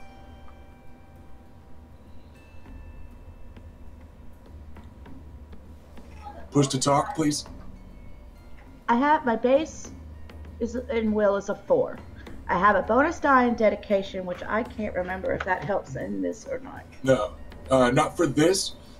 In this instance, your will is kind of working like your athletic score with melee damage. With this technique, you do 4 points of damage per degree of success. So he actually takes kind of a half step back as you take an extra half step forward, and you and your authority get in his face. It looks like you've rattled him a little bit, by which I mean you almost one-shot him. So, because that was a pretty solid roll. So he actually takes a bit of a half step back. He goes, "Well, 7 hells, I'm glad one of you got here. We couldn't find any other pages or squires or the like to go fetch you. He started a fight. clapped him in irons as he almost took these two's head off. And you see the two Freys are still yammering at like the other gold cloaks.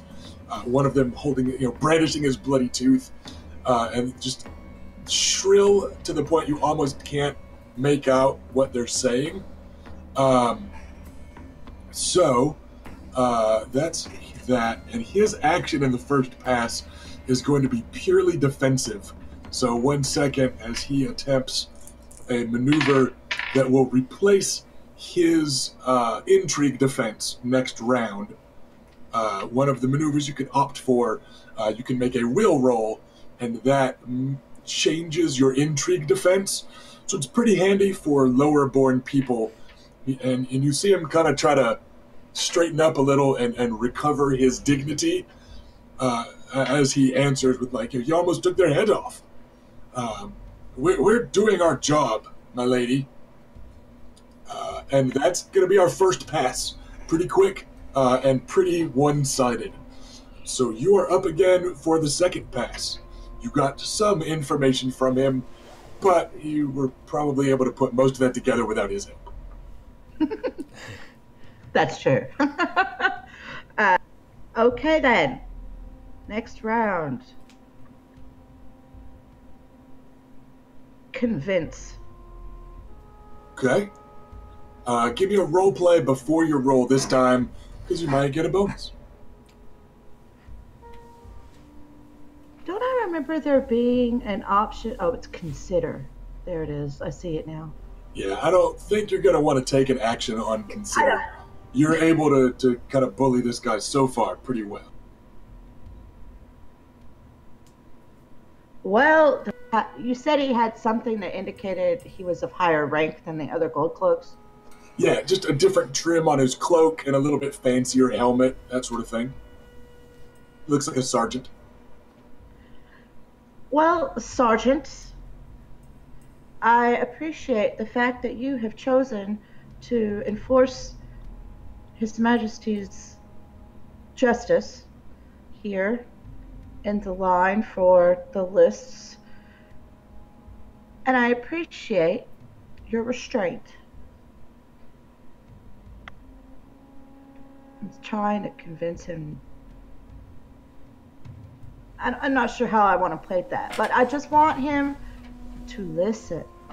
Okay, that's a little bit more of a charm. Convince would be, you need to do the thing I'm telling you to do, and this is why. Like, convince is a very clear demand for something. How about this? I appreciate that you are doing your job enforcing the King's justice here in King's Landing. I would appreciate it if you would remove those shackles from our squire's arms. All right, give me a roll. It should be just about what you rolled last time, only you've got one extra die, so you can kind of drop the lowest, because you've got a bonus die in Convince. That was thoroughly mediocre.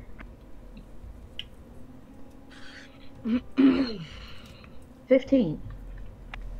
What was your bonus die? A 1. Okay. If you want to spend a destiny point to keep that extra die, that will actually be enough to take this guy out. So just put it out there. I do it. You are that close. That gets you the extra degree of success. So you are able to just shut him down. There are additional steps that can happen when you are taken out, but his action is going to be the yield action, because he actually had to take the equivalent of a wound in order to not get taken down by you. So his action is going to be yield, and we'll go, fine, you highborn work it out. We'll hand him over to you. Take off the cuffs, lads. Let's get out of here. And then he turns to the phrase, unless one of you little sirs is going to go stabbing someone again, we'll get you back your dagger, too. And the little sirs just look smug. One of them gives I this narrow my shitty eyes little at them. smile. I didn't realize there was stabbing involved. Yeah, one of the gold cloaks hands back a dagger to the larger of the two Frey squires as another set of gold cloaks are reaching over to take the shackles off of Oris, who just stands there kind of placidly this whole time. Oh, Oris, I'm so sorry this happened. Are you all right? Fine, my lord.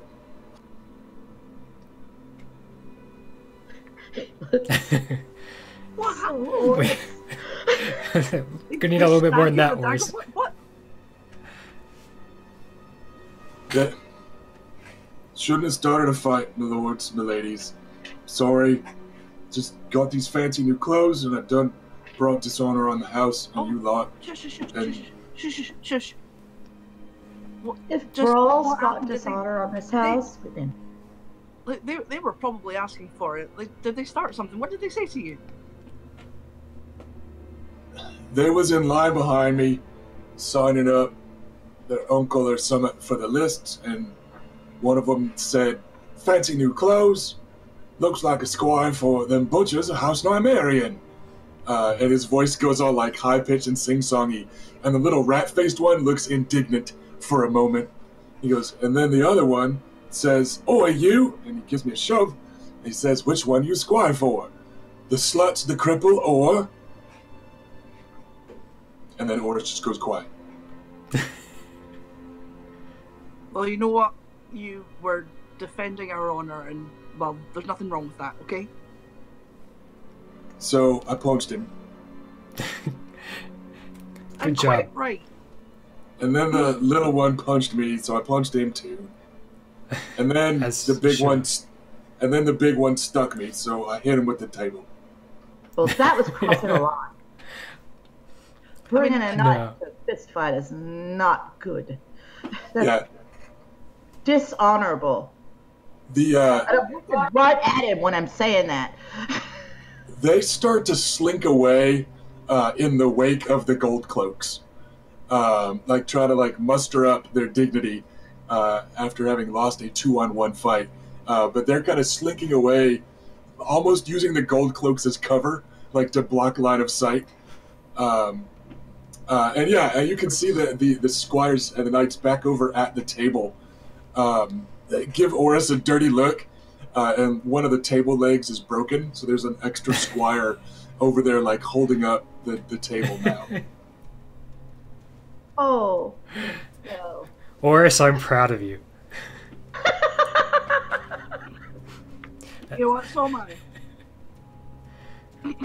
I am too, but I have to go pay for this table now. And don't worry about the clothes. That is all fixable. What's important is that you're all right. It's just a dagger. I'll be fine, my lord. And he kind of looks away again, just kind of sheepish and blushing quite colorfully against those red clothes. But yeah. I suppose I picked good colors for disguising it. Right?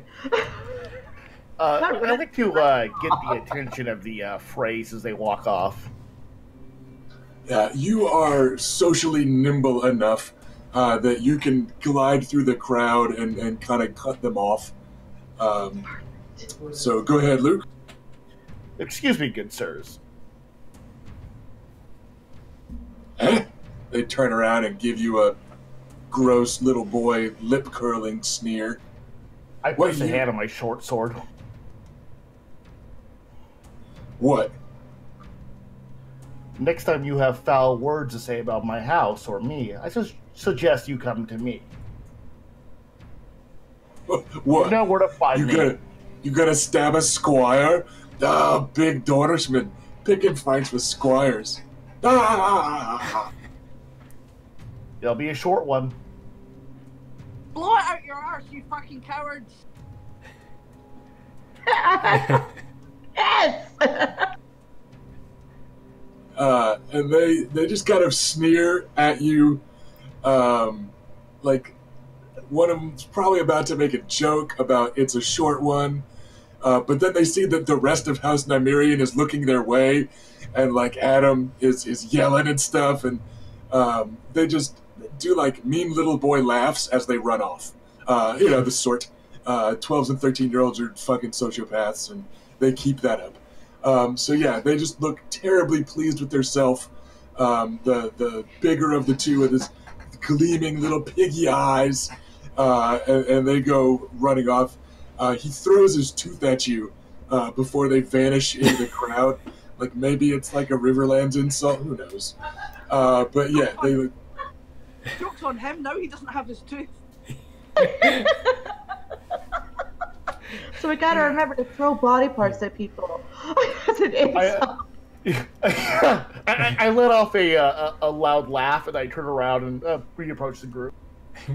I mean, in fairness, who knows what to do when someone throws a tooth at you, right? Like, it doesn't happen. Right, it's that. What do you do? So, you get it? You throw it back? Yeah.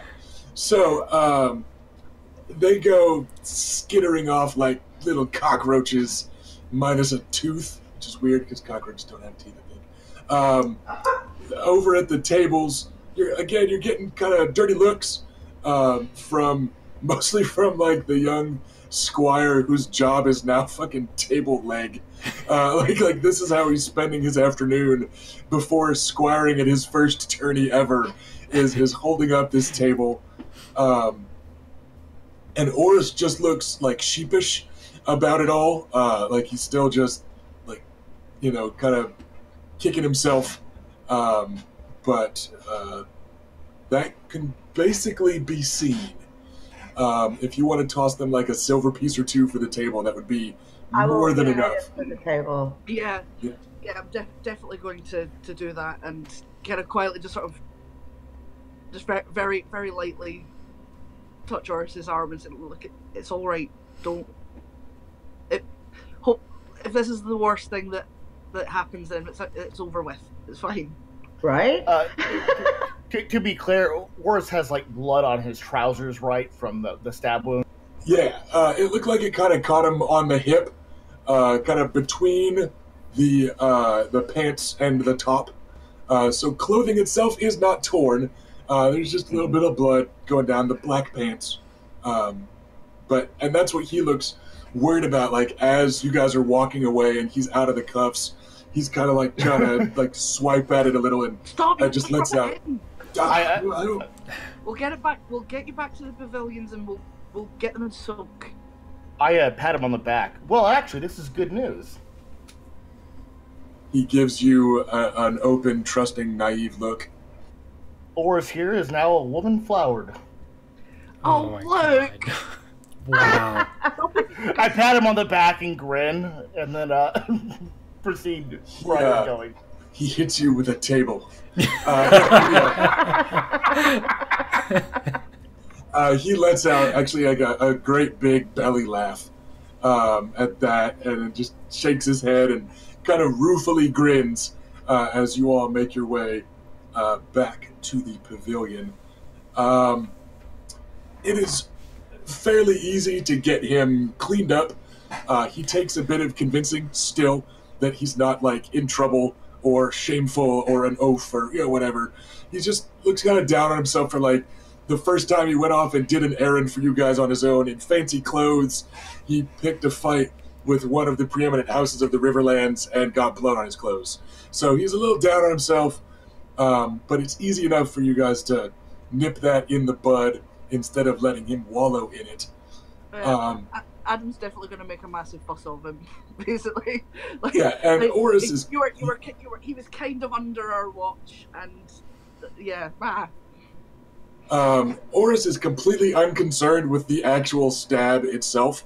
It was kind of a glancing one, low on his right hip from the rear. So the Frey kid fucking stabbed him in the back and didn't even do it right.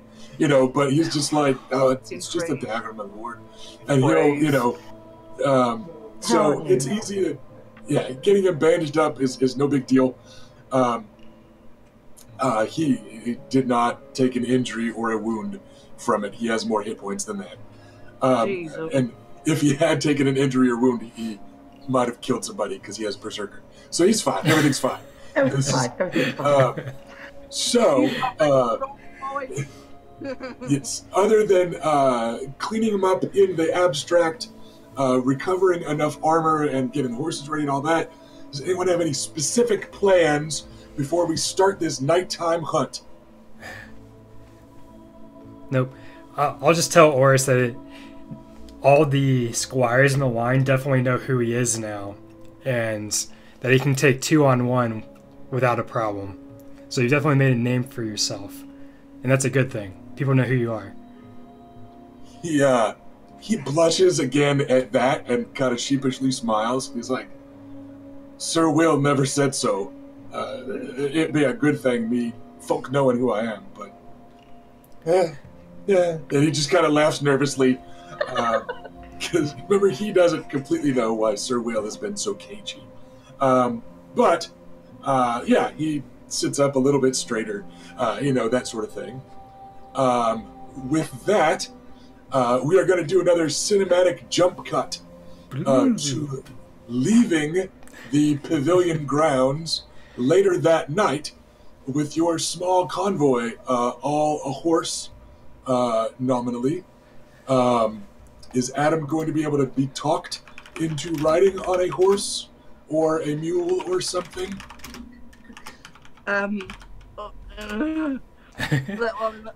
going to be a serious awkwardness, because just the thought of it is, well, I mean, I don't have the drawback haunted for no reason. Oris does. So he's basically going to kind of try and wriggle, not out of doing it, but out of doing it on horseback. But not to the point where he's willing to actually kind of be honest about it.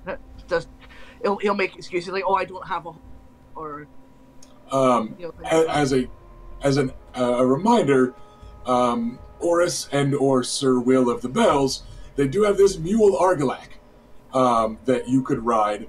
That's a gray muzzled old thing. So it's not a full-on horse.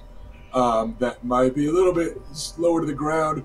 I don't think anyone else has a pony or anything. But there is a mule available. Or you can ride with someone else if you choose, leaving both hands open for your bow. I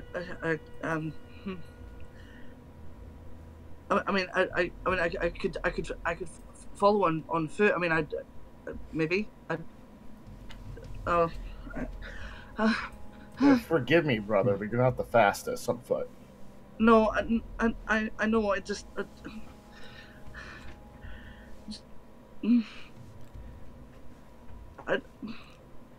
Adam, you can do I this.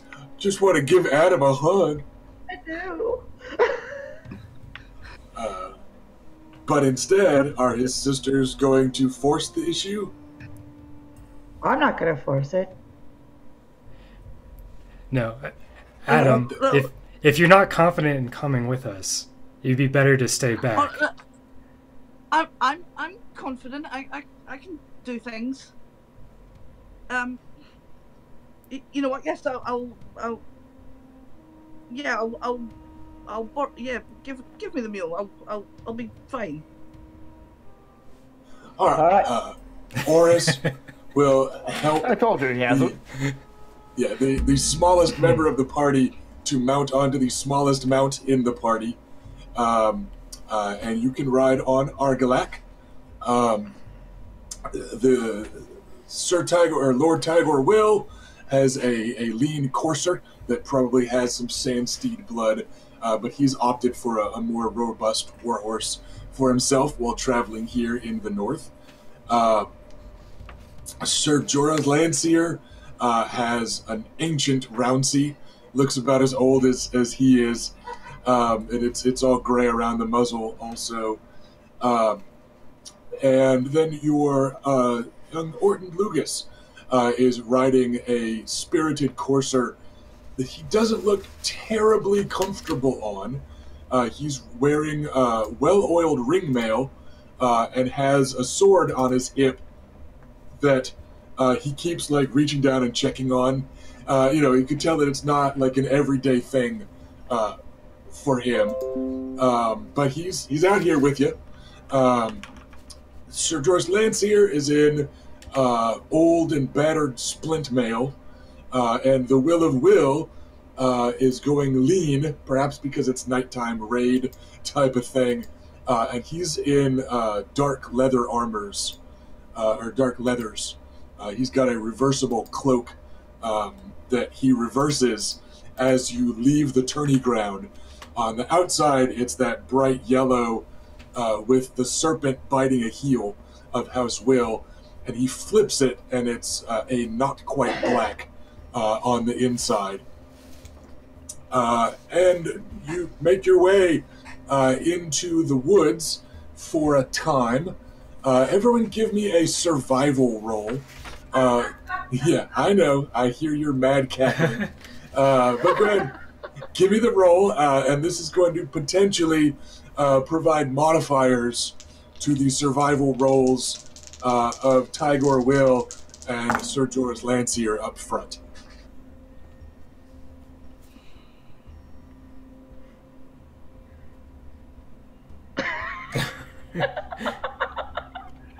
I rolled a 7. That might be our highest. I mean, I think- I have a Okay, 10. Erica got a 10. Yeah, I have a 10. Okay, I'm a city boy. what did you land on, Ash? no, I hadn't done the roll because like I mean, do you want me to roll it? Because like, I mean, certainly the way I was kind of going with that was like actually being kind of like too He scared. to doesn't want to actually get appear on too horse. useful. Yeah, that's fine. So, You can like, you can I mean, definitely I'm be like, towards the. I'm totally okay with him kind of narratively not managing it and actually staying behind and hanging out with Horus or something. That's fine.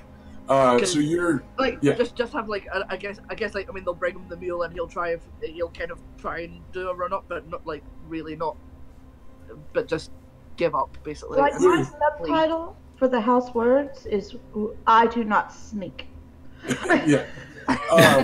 So Adam is there, but he's just having enough trouble writing that he's not, even in the abstract, isn't really helping out with the, Yeah. keeping an eye out He's type of thing. too busy and- having an and- anxiety attack. Yeah, and Oris might even have to be leading Argalak. And he calls him Argalak all the time, like, come on, you stubborn fucking Storm King, and tugging on the lead and all that.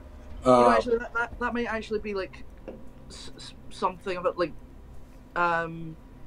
maybe that's kind of helping that like Oris is there helping and Adam trusts him, so while he is freaking out, he's just managing to like hold it together. And there, towards the back of the column, the other kind of bookish, awkward afield one joins you, and he kind of falls back in the party some. And Orton is hanging out back there with you, and he goes, just noticed your mule's name. It adds another layer of absurdity to this whole queer hunting trip. An assortment of Dornishmen and Stormlanders being led through the woods by a will of all people, because we're hunting down a Targaryen loyalist that House Nymerian is going to help put an end to. Right. Oh. It's yes, it's a bit absurd, I suppose. I've just realised the fun of haunted drawback -1 to awareness tests, so this is gonna be fun. Yeah, you're busy. You're all knotted up and desperately holding on to like the makeshift reins and all that, but Orton doesn't look a whole lot more comfortable than you are in the saddle. In fact, I think your animal handling plus ride is still going to be better than his, Well, yeah. just on average. So yeah, because I mean before the accident, Adam was actually okay at animal handling. Yeah, and Orton is not. So he's very stiff and uncomfortable in the saddle, and especially also in armor. So he's comforting himself by just talking about like the absurdity of this trip. The Wills are an old and proud house, but not a powerful. and they have written their history in blood in the annals of the Dornish Wars, and sometimes quite dishonorably so. They've broken white flags of peace and that sort of thing, and almost always against Stormlanders. So there's a reason that Lyle Brewer looked nervous when his tavern was filling up with Dornishmen and Stormlanders. There have been wars started over much less drink than the lot of you had. So there's a little bit of tension, maybe because he's the only Stormlander in this group, and like, it's not terribly unlike the Dornish to just fucking lure a Stormlander out into the woods and murder him. But Wow. it honestly isn't. But he rides along, not quite without complaint, but with just kind of historical complaint. Rattling on like the narrative of like this will atrocity and that will atrocity and yada, just like this is really quite strange. Oh, what am I doing here? That sort of rambling throughout. You still want a survival roll off me as well? No, you're fine without it. And we did get enough of a bonus from Erica's roll that's actually enough to do kind of an aid another. That before long, the ones out front, the doddering hedge knight that claims to know the woods, and Sir Tigor Will, who's just kind of lean and dangerous in general, they have unhorsed, and they're waiting for you up ahead. And Sir Tigor just nods towards Oris. He goes, "Let's leave the horses here with the stables." And he gives Oris a big up and down look. "Let your squire tend to the horses. It's not far now." Thanks. Okay then. Just now. All right, let's do it. I dismount and follow. Yeah, So- Adam kind of half falls off in the eagerness to get off the mule. So we're in our regular armor, right? Like my Oh, yeah. scale. Mhm. You could be. If you wanted to wear soft leather or padded instead, by leaving off the heavier bits, like you could. But yes, you are in not the brand new armor you just bought, but armor up to what you had prior in the abstract. Which, keep in mind, is also a penalty on stealth tests. If you do are not trying to sneak. Yes. So, the Will of Will looks the lot of you over and just goes, "Count to 100, then follow Landseer in that direction." And then he ghosts off into the woods on a circuitous route because he doesn't want you lot giving him away. So, Venom is gonna be pissed he missed this. as laughable as I'm sure they will be, I'm sure he's give me into some stealth sort of trouble. rolls with the use the sneaking specialization. Give me that roll, and don't forget to knock off your armor penalty as needed. And let's see just how low we can get. I take it this is a One. situation of we're as sneaky as our least sneaky members. That is, armor. yes, that is exactly correct. So I wore the quiet soft leather for nothing. Well, you could have snuck off to the side too. You know what? I could totally do that. Yeah, okay, you can go on your flanking run with Tigor Will instead. You will be allowed to. So, it looks like we're mostly going to be concerned with what Adam ends up with on that stealth roll. Right. Stealth. Oh, my stealth is shit though. Yay, it's a Nigerian theme! We do not stealth. We That's have 9. soldiers that That's do not very that. good. You got a what? I'm sorry. 9. Well, that's 9 times better than your sister rolled, Yeah. so just think of it that way. And, You're way big. I'm finding all the roots on the ground from the trees. So, the lot of you and the split mail wearing Sir Joris Landseer, you do not sneak. You are actually hollered at from a small clearing up ahead. You can see there's a very small cook fire up ahead that's kind of half concealed behind like a downed log and that sort of thing.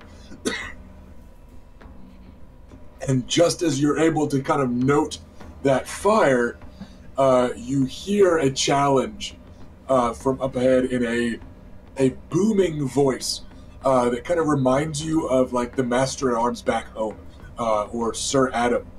It is a battlefield control voice that nightly yell. Excuse me. And it shouts, "Who goes there? Halt in the name of the king!" And because this is a cinematic game, you hear a sword being unsheathed and that sort of thing. There's that metallic hiss up ahead. And you're able to make out 3 figures in a clearing up ahead. The one that's yelling is on horseback and hard to make out in the moonlight where night ends and Warhorse begins. So he's looming over you. And then there's a pair of them over towards the cook fire that aren't wearing any armor to gleam. So whatever they're in, it's not as light. And they look just like ghosts in the darkness, ragged, threatening figures in the small clearing up ahead. And with that, we are going to call for initiative rolls. So remember, in this game, that is a quickness or an agility roll using the quickness specialty if you have it. And again, armor penalties apply. I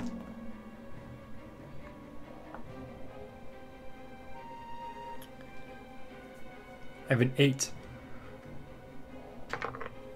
7. 6. 16. Jesus. Whoa. Oh, hold on. No, I got that wrong. I got to drop a bonus die. Sorry. 13. Still, nice job. As I ready my spear. 1 second. So you guys eat dice boxes. That will let you roll better. I'm so excited about them. I'm going to get some fancy dice to go in them. I'll have to start doing some doubles, some extra ones this week, and I'll send them out to you guys. Thank you. Love 'em. I'm definitely going to get some fancy dice. So, as a reward for the good luck that comes with having a cool 3D printed House Nymerian dice box, you are actually up first, Sir Lucaris. Okay. I'd like to engage one of the opponents here with my spear. And like usual, Lucaris is actually in his armor and holding a spear that is just a small sword. You guys probably haven't seen him like this since you've come to town. We haven't. You have a shirt on. There's no guarantee there's a shirt under this. So, we're going to say that the guy on horseback is moving towards the group, so he's actually the closest right now.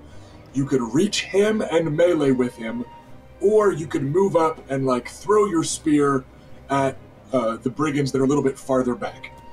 Which of those? Yeah, I like to engage the guy on horseback. Okay, so you move up and start a stabbing. Give me an attack roll. Okay. Ooh, that's good. That is 19. Ooh. Sorry, 1 second as I go back to the correct page because my fan just messed it up and blew the book to the wrong entire freaking chapter. A 19 is in fact a pretty solid roll, however. So he is going to. Okay, a palpable hit. You lunge up at the centaur-like figure in the gloom, and your spear point does skitter across some armor, but then it jabs into something softer, either flesh protected by mail, or something, because it doesn't get stuck like you penetrated, but it was definitely a more solid hit than it could have been. The way it first glanced off armor and then hit some softness. So you get a grunt of pain from the shadowy looming figure atop his warhorse. But first injury, at least, appears to be yours. Up next are a pair of 10s, and I'm actually going to break this one in favor of the Will of Will, as the first of several handy, convenient coincidences that go the way of House Will, some of them narratively behind the scenes, because House Will got our royal boon from last session. Yay. So, your cousin is going to cut in line a little bit instead of comparing attributes to determine a roll-off, and he is going to make with a stabby, having soundly beaten the passive awareness of one of the brigands in the back. He has 7 dice to roll, and it gets to keep 5 of them, which is good because some of them were not great. That is 20 against that is a solid hit. So you see a glint of steel in the shadows over closer to the camp, and then a shadow passes between you and the campfire, and then you hear a meaty thunk as a blade strikes home at one of the bandits back in the clearing, and the man staggers away, cursing in pain. It looks like a pretty solid hit because the curses are very kind of weak and wet sounding. But the other 10 was this big guy on a horse who does not move. So in the abstract, one of the benefits of this is he's going to use a lesser action to control his mount in combat, and he's not moving. So the abstraction he gains is a +2 damage to his attack roll, or +2 damage on his weapon, because the horse is kind of hoof bite in D20 fashion. He's using the bulk of the horse against you, etc., etc. And he also, because he's on a war-trained mount and all that, gets to add his animal handling to his roll as bonus dice, which means he is rolling almost all the dice I got in my handful today. The good news is he only gets to keep his fighting score in them. The rest of them are going to be bonus dice. But the bad news is he is dropping 5s as bonus dice in this roll. So what is your combat defense, Sir Lucaris? It is 9. Okay. Well, the good news is he does not have the extra +1 he needs to get that last degree of success. He was 1 point away from another degree of success here. Rusty, it's actually 11 with my shield. Okay, that is still pretty solid. That said, as a reminder, something you can do with a destiny point is remove a kept die from someone's roll. He will lose a degree of success if you do that right now, Luke. You want to go ahead? Please. That is a good call. So you're able to kind of use luck and your talent and combat experience, and you kind of stab on one side and juke to the other side, but he is still going to hit you for 12 points of damage. So you get to subtract your armor rating from that. Yeah, so 6 points is still a pretty palpable hit. He brings his sword down, and you're able to partially block it with your spear, and he just slides the blade along there, And luckily you've got on decent gloves as part of your armor set, so you didn't lose half your fingers. But it's a stinging blow nonetheless. And he sees you and sees a couple more behind you. Is actually taken aback for a moment, staring right at the heir to the house. And he's yelling, "The heir! Prince Rhaegar! The Dragon Prince turns on his father! To arms! To arms!" Yeah, you're pretty sure this old man's crazy. He's mad. Just maybe. Mad as the old king. Which brings us to an 8, which is our next initiative, and that is the Lady Bela. Yeah, so I'd like to go and assist my brother by eliminating this man on horseback. Okay, you can charge if you'd like. That's gonna lose you one die, one kept die, but it does get you a +2 damage, or you can move up and attack. It's your choice. Can I tell what kind of armor he might be wearing?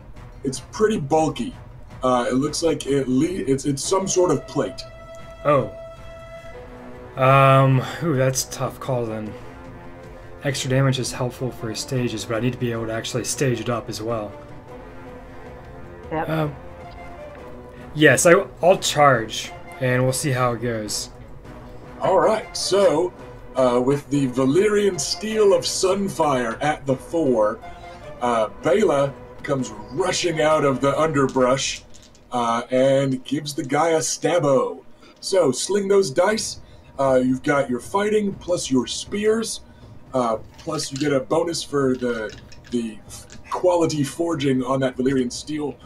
So roll everything like normal, and then you're going to keep one less die.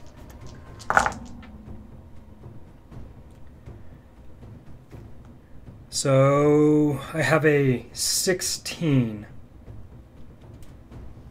All right. That is against he has.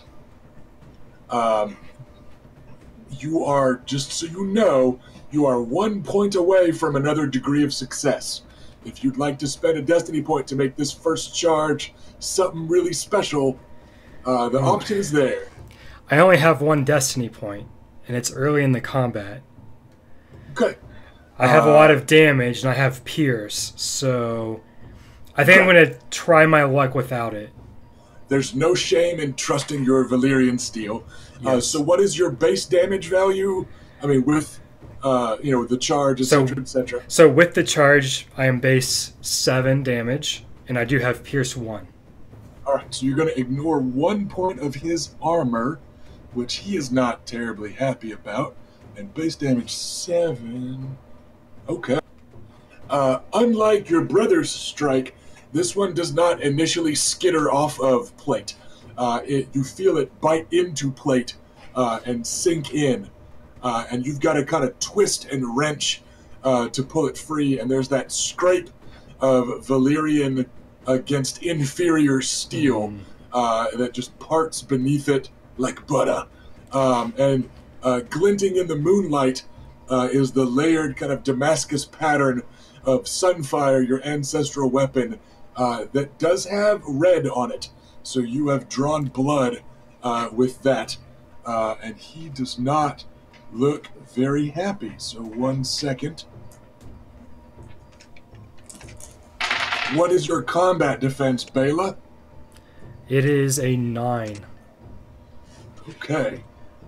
You will get hit for 12 points of damage as he pulls back on the reins to try to kind of minimize that stab. His horse rears up and the hooves kind of flash out at you. And then as the horse thunders back to the ground, he lands a heavy overhanded blow with a big longsword. His arming sword just crashes right down at you. And that was some pretty hot dice for him. Good for him. That brings us to our 7s. Lady Reyna, you are up next. All right. My Luke and Bela are on the mounted crazy guy.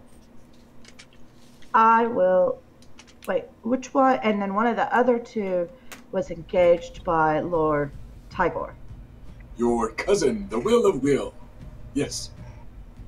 I will attack the other one. Okay. I'm going to say you're going to have to charge to reach that guy at this risk, because they're on the far side of the clear. Push to talk. Alright, charge. Move up to twice movement, make a standard attack. -1 die to the attack test. Right, so you roll everything like normal. You've got your fighting, plus your long blades, plus your expertise, but then you keep 1 less die than normal. Okay. It's going to be rolling 5, keeping 3.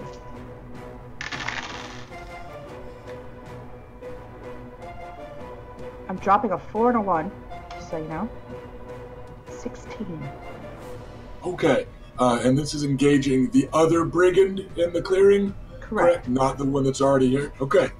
As you close up, you can see the one that got stabbed is flailing with a wicked battle axe in his hand, and the one that you just ran up and stabbed actually had a crossbow in his hands. And you foul that shot, kind of barreling into him with the crossguard of your sword and all that. With a +2 damage from the charge, what's your base damage with that sword? Sorry, push to talk. The base damage is 4. I have +1 for Castle Forged. No. Castle Forged gives you a +1 on the attack roll. Okay. Well, then I hit by 1 more. Does that make a difference? It did not. You were not. You just got a new degree of success from it. That said, because you did drop a 4, you said, if you want to spend a destiny point and keep that 4 as a kept die, between that and the Castle Forge bonus, that would get you a whole nother degree of success. Not this time. Okay, so your base damage is 4, +2 for the +2. charge. We're looking at 6, right? Okay. Yeah, you run up and you give him a good stab low in the belly. You kind of bash the crossbow offline and stab him lower than you normally would like, and he kind of slumps backwards, staggers away a few steps off your blade, and now those two are up, also at 7. He pulls his own wicked-looking battle axe from his belt and swings at you with it. What is your combat defense? It is currently an 8. Okay. He just missed another degree of success. So you kind of lucked out. You're looking at 4 damage from him, which I think your armor should handle most of, if not all of it. It handles all of it. And the other one, I'll catch that blow on my shield. Yeah. And the other one takes a swing at your cousin, who you see his teeth flash in the moonlight as he nimbly dances backwards, just out of reach. These two are both suffering wounds, which are slowing them down significantly. But up next, we've got Adam at 6. Okay, he'll have drawn his bow already when things are kicking off, but I'd like to use aim to focus on one of the brigands. Alright, that gets you +1 bonus die. So you've got your marksmanship plus your bows, +1 bonus die from that, and that's going to probably hurt somebody. Right. Are you going to shoot at the one that is fighting your sister, or the one that is fighting your cousin? One that's fighting my sister. And cousin. Okay, so right, marksmanship, bows. I've got expertise for Yep, bows as well. that's a kept extra die. Right. Okay. So Yeah, so it's a rolled and kept. Yeah. Cool, so I'm rolling 5 for that then. That's 8. Did you remember the bonus die from aiming? I did not. There you go. Okay, so I get rid of that one. Cool. So I've got 12, 14, 18, 21. Ouch. Your base damage, please. Oh, right, okay, that for a bow is... Yeah, they're agility based. I think it's agility +1, maybe? I've got a superior hunting, so I just need to double check. Hunting bow. Yeah, oh no, it is just agility, so it'll be agility +1. I think Well, my remember agility- the superior craftsmanship is a bonus to hit, not damage. Ah, right, okay, that's fine. So that's 2 damage then. Okay, so 2, but you've got enough multipliers on there. Yeah, that guy dies. Your Holy shit. arrow, I've killed as the man. he swings, he swings wildly at your sister, and she catches it clatteringly on her shield, and they both kind of take half steps back to rear up for a second swing, and your arrow just zots up and immediately sinks into the guy's neck, and he falls to his knees, staggering and gurgling. Up next will be Lugus at a 4. He is going to lesser action draw his sword, and lesser action move noisily through the underbrush to kind of catch up and get into fighting distance. He's got his sword in 2 hands, kind of shakily, and you hear him go, "Oh, I forgot my fucking shield. Why did I forget a shield? I never take a shield anywhere. What am I doing here?" Just kind of steady stream under his breath as he kind of moves into the clearing noisily, but his sword is out and ready, and he showed up. That's going to loop us back around to Sir Lucaris at 13.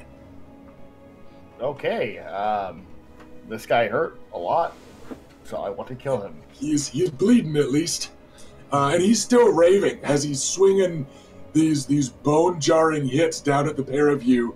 He's shouting about traitors and the one true king, and even the Targaryens have turned on the Dragon King Aerys, and yeah, just all that good stuff. Hey, did our crazy guy get to go? Your hedge knight has not acted. No, Okay, you do not see him. super. He's got Yeah. lost or something. He had a stroke out there in the woods. You guys are focused right now. Can I move myself so I'm flanking this guy between me and my sister?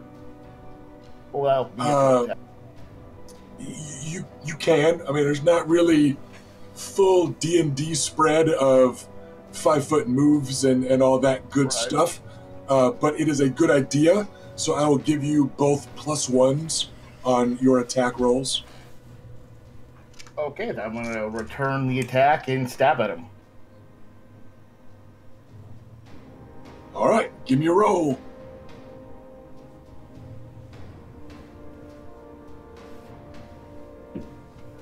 Ooh, that is a 22 with the bonuses. Okay. What was your top die? A 6. Or rather, sorry, what is the lowest of the dice you kept? I apologize. Oh, the lowest is 4. Okay. So we're going to drop that 4 from a destiny point expenditure, which I believe will then leave you with an 18. So that. And what's your base damage? It is 4. Okay, so he will take that. We'll go ahead and call that an injury. So he will berserker attack you. Huzzah! That is not a great roll. That's a 13 to hit you. Okay, my combat defense is currently 9. Okay, so not quite that second degree of success. Oh no, I'm sorry, 11. I keep messing that up. I 11. keep forgetting that. That's all right. So still just 1 degree of success, but it's going to be 6 points of damage. as another just kind of bone-jarring, powerful, overhand arming sword swing with a lot of mass behind it. And he's wheeling his horse, and you're kind of all getting jostled off balance by that, and it's just another kind of bruising strike. 6 is exactly what my armor will absorb. Okay, then. And he is up next at 10. Actually, sorry, Will. I was letting Will win that tie. So 1 second. Let's see what happens with that second brigand. Spoiler alert, nothing good. Oh, man. 6, 6, 6, 5. Yeah. So that other brigand is holding his belly with one hand, and he takes an overhand swing at cousin Tigor with the other. And Tigor sidesteps, spins, and the guy's head falls off. Nice. Yeah, so that bloody steel in the moonlight, and you can see a flash of Tigor's teeth again, and hear a low chuckle in the darkness. And now Lord Arche is up with his actual action, and you hear him shouting, "I know not who led you here, knaves, but you will not catch me this day. I will not fall." Eeny, meeny, miny, mo. He's gonna go for Bela, the more armored of the two. Equally armored of the two. I thought you were wearing a little bit heavier stuff. I have but a anyway, scale. I made it evens odds, and you got the bad roll. So, the one that stabbed him more. Yeah. So that is... But what not is your the most combat recent. defense? 9. 9 See, the trick is only stab a little bit. by... all right. Right now, you are getting hit with 3 degrees of success. You can drop a degree if you spend a destiny point to drop him a die. Yeah, I think I'm going to need to do that. Okay. So you get walloped for 12 points again. That, yeah, was almost a lot worse. Half again worse. But 12 points is still a pretty palpable hit. So I believe that's going to be 6 getting through your armor. Yeah. But, how are you doing on health? Well, this will be the second injury that I take.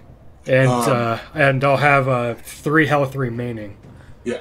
So it's not too bad. Injuries heal fairly quickly. So it's a high one. It's just he's circling, using his horse for both aggression and defense, and just raining these blows down. And you catch it on your spear, and you kind of glance it away from you, and it still just smashes down on your collarbone. Doesn't penetrate your armor, but it hurts. It's almost knocks you off your feet. This guy is just dropping bombs, and you are up at 8. Sorry. So I'm going to try to attack, and wishing I was on my horse as well, because this feels unfair. That's because it is. But you can use a lesser action to aim first, and that would get you +1 bonus die. Okay. It's kind of a standard if you're not moving in a fight. So yeah, it's going to be fighting plus spears plus an extra bonus die. And then... How do my... injuries are -1 per injury, but you've got a +1 for Valyrian Steel, and a +1 because you guys have them outnumbered and surrounded. Okay. So the bonuses and penalties are going to actually cancel out. Gotcha. So it's going to be rolling a bunch of dice and keeping most of them. Yes. I have a 22 after all that. Just missed him. I'm just kidding. That is a big fat hit. So not charging. What's your damage? 5 with Pierce 1. Right. So that is going to be lots of damage. That's going to be another freaking wound.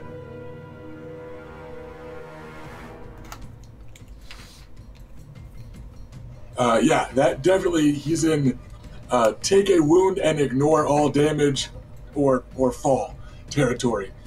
So that one sinks in deep. Again, you adjust your aim lower and wedge it up where he's only protected by mail, low in the belly, and you drive it in basically to the cross guard, and it's a nasty one. And being Dornish, you give it a little twist before you pull it out. Naturally. There's a terrible, meaty, wet noise as it pulls away. The good news is you only get Berserker once around, so he's not able to take. Which gets us to our 7s. Both brigands are dead, so it is only Lady Reyna at 7.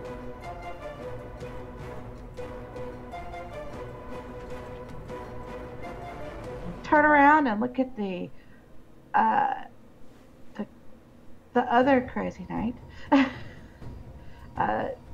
Sir Fox. He has my sister on him on one side, and he has my brother also attacking him. Yes, they are. He is whirling madly with shield and sword, and just this wall of horse flesh and armor, spinning and attacking, and his horse is kicking and biting. And yep, he is flanked on both sides by your kin.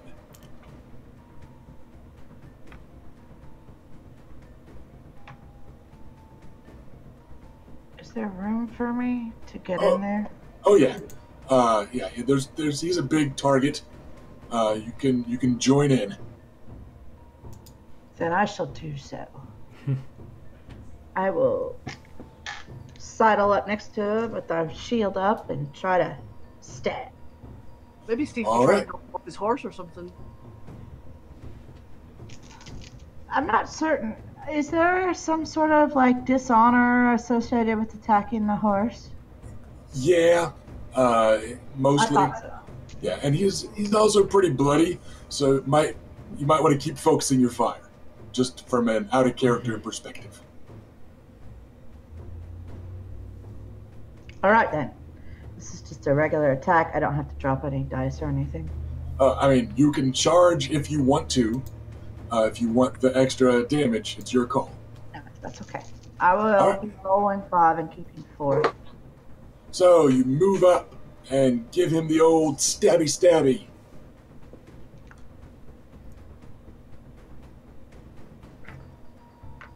$15. All right, that's not terrible. What's your base damage? Sorry.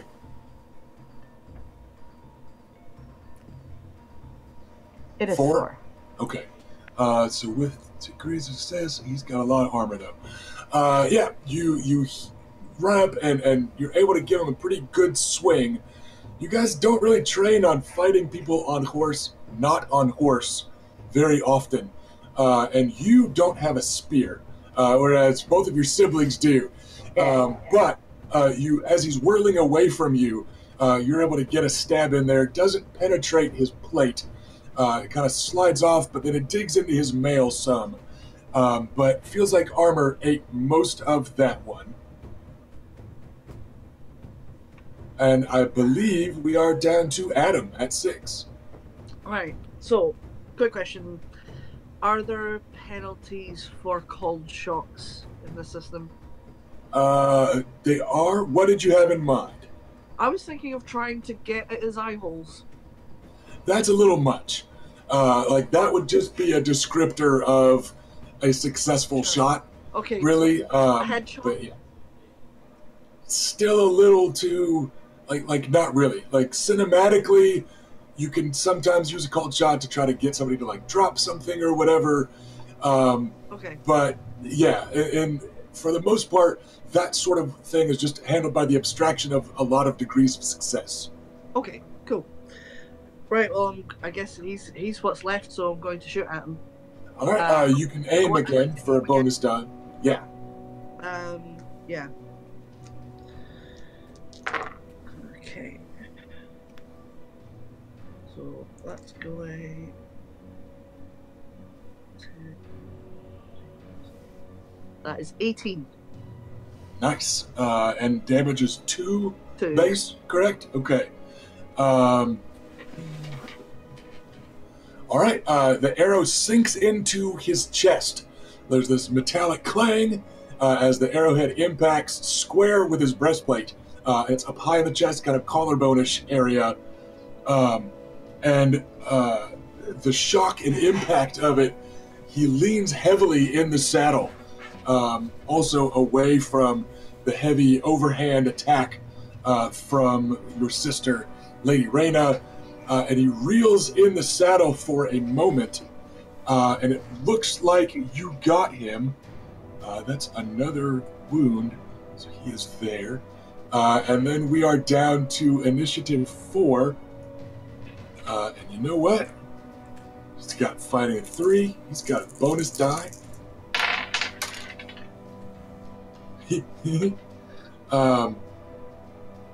And he's going to spend a destiny point to keep that die, which is going to give him a 16. So, as Lord Clayton Arche is reeling in the saddle, spitting increasingly wet-sounding and bloody curses, he's got like a fantastic drooping white mustache that's like pink with blood now from torso shot after torso shot. And he goes reeling in the saddle from these most recent attacks. And Orton Lugas closes the distance with an absolute like chopping wood overhand two-handed swing of his sword.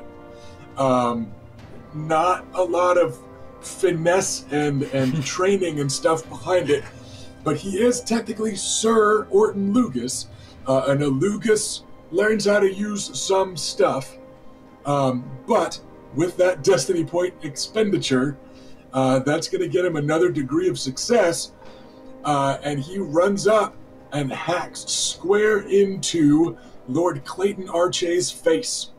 Wow. So that male coif doesn't do much to help, and it knocks both of them off, like down.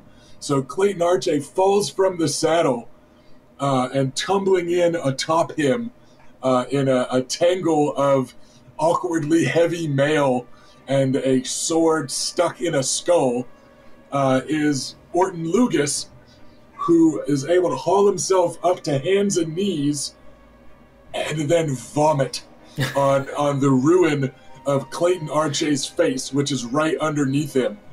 And he just empties his stomach into the guy, or I was going to say onto the guy, but actually kind of into the way his sword just hacked right across his face. And that is where we're going to cut it for the session. Cut it on that killing blow. We'll joke about that later at the tavern. Yeah, we're going to cut to black there. Who is our current stream boss? I unfortunately cannot make it out. Who cares? It's Robert! I was hoping it wasn't me. All right, we've got a last call. Well, we got about 2 minutes.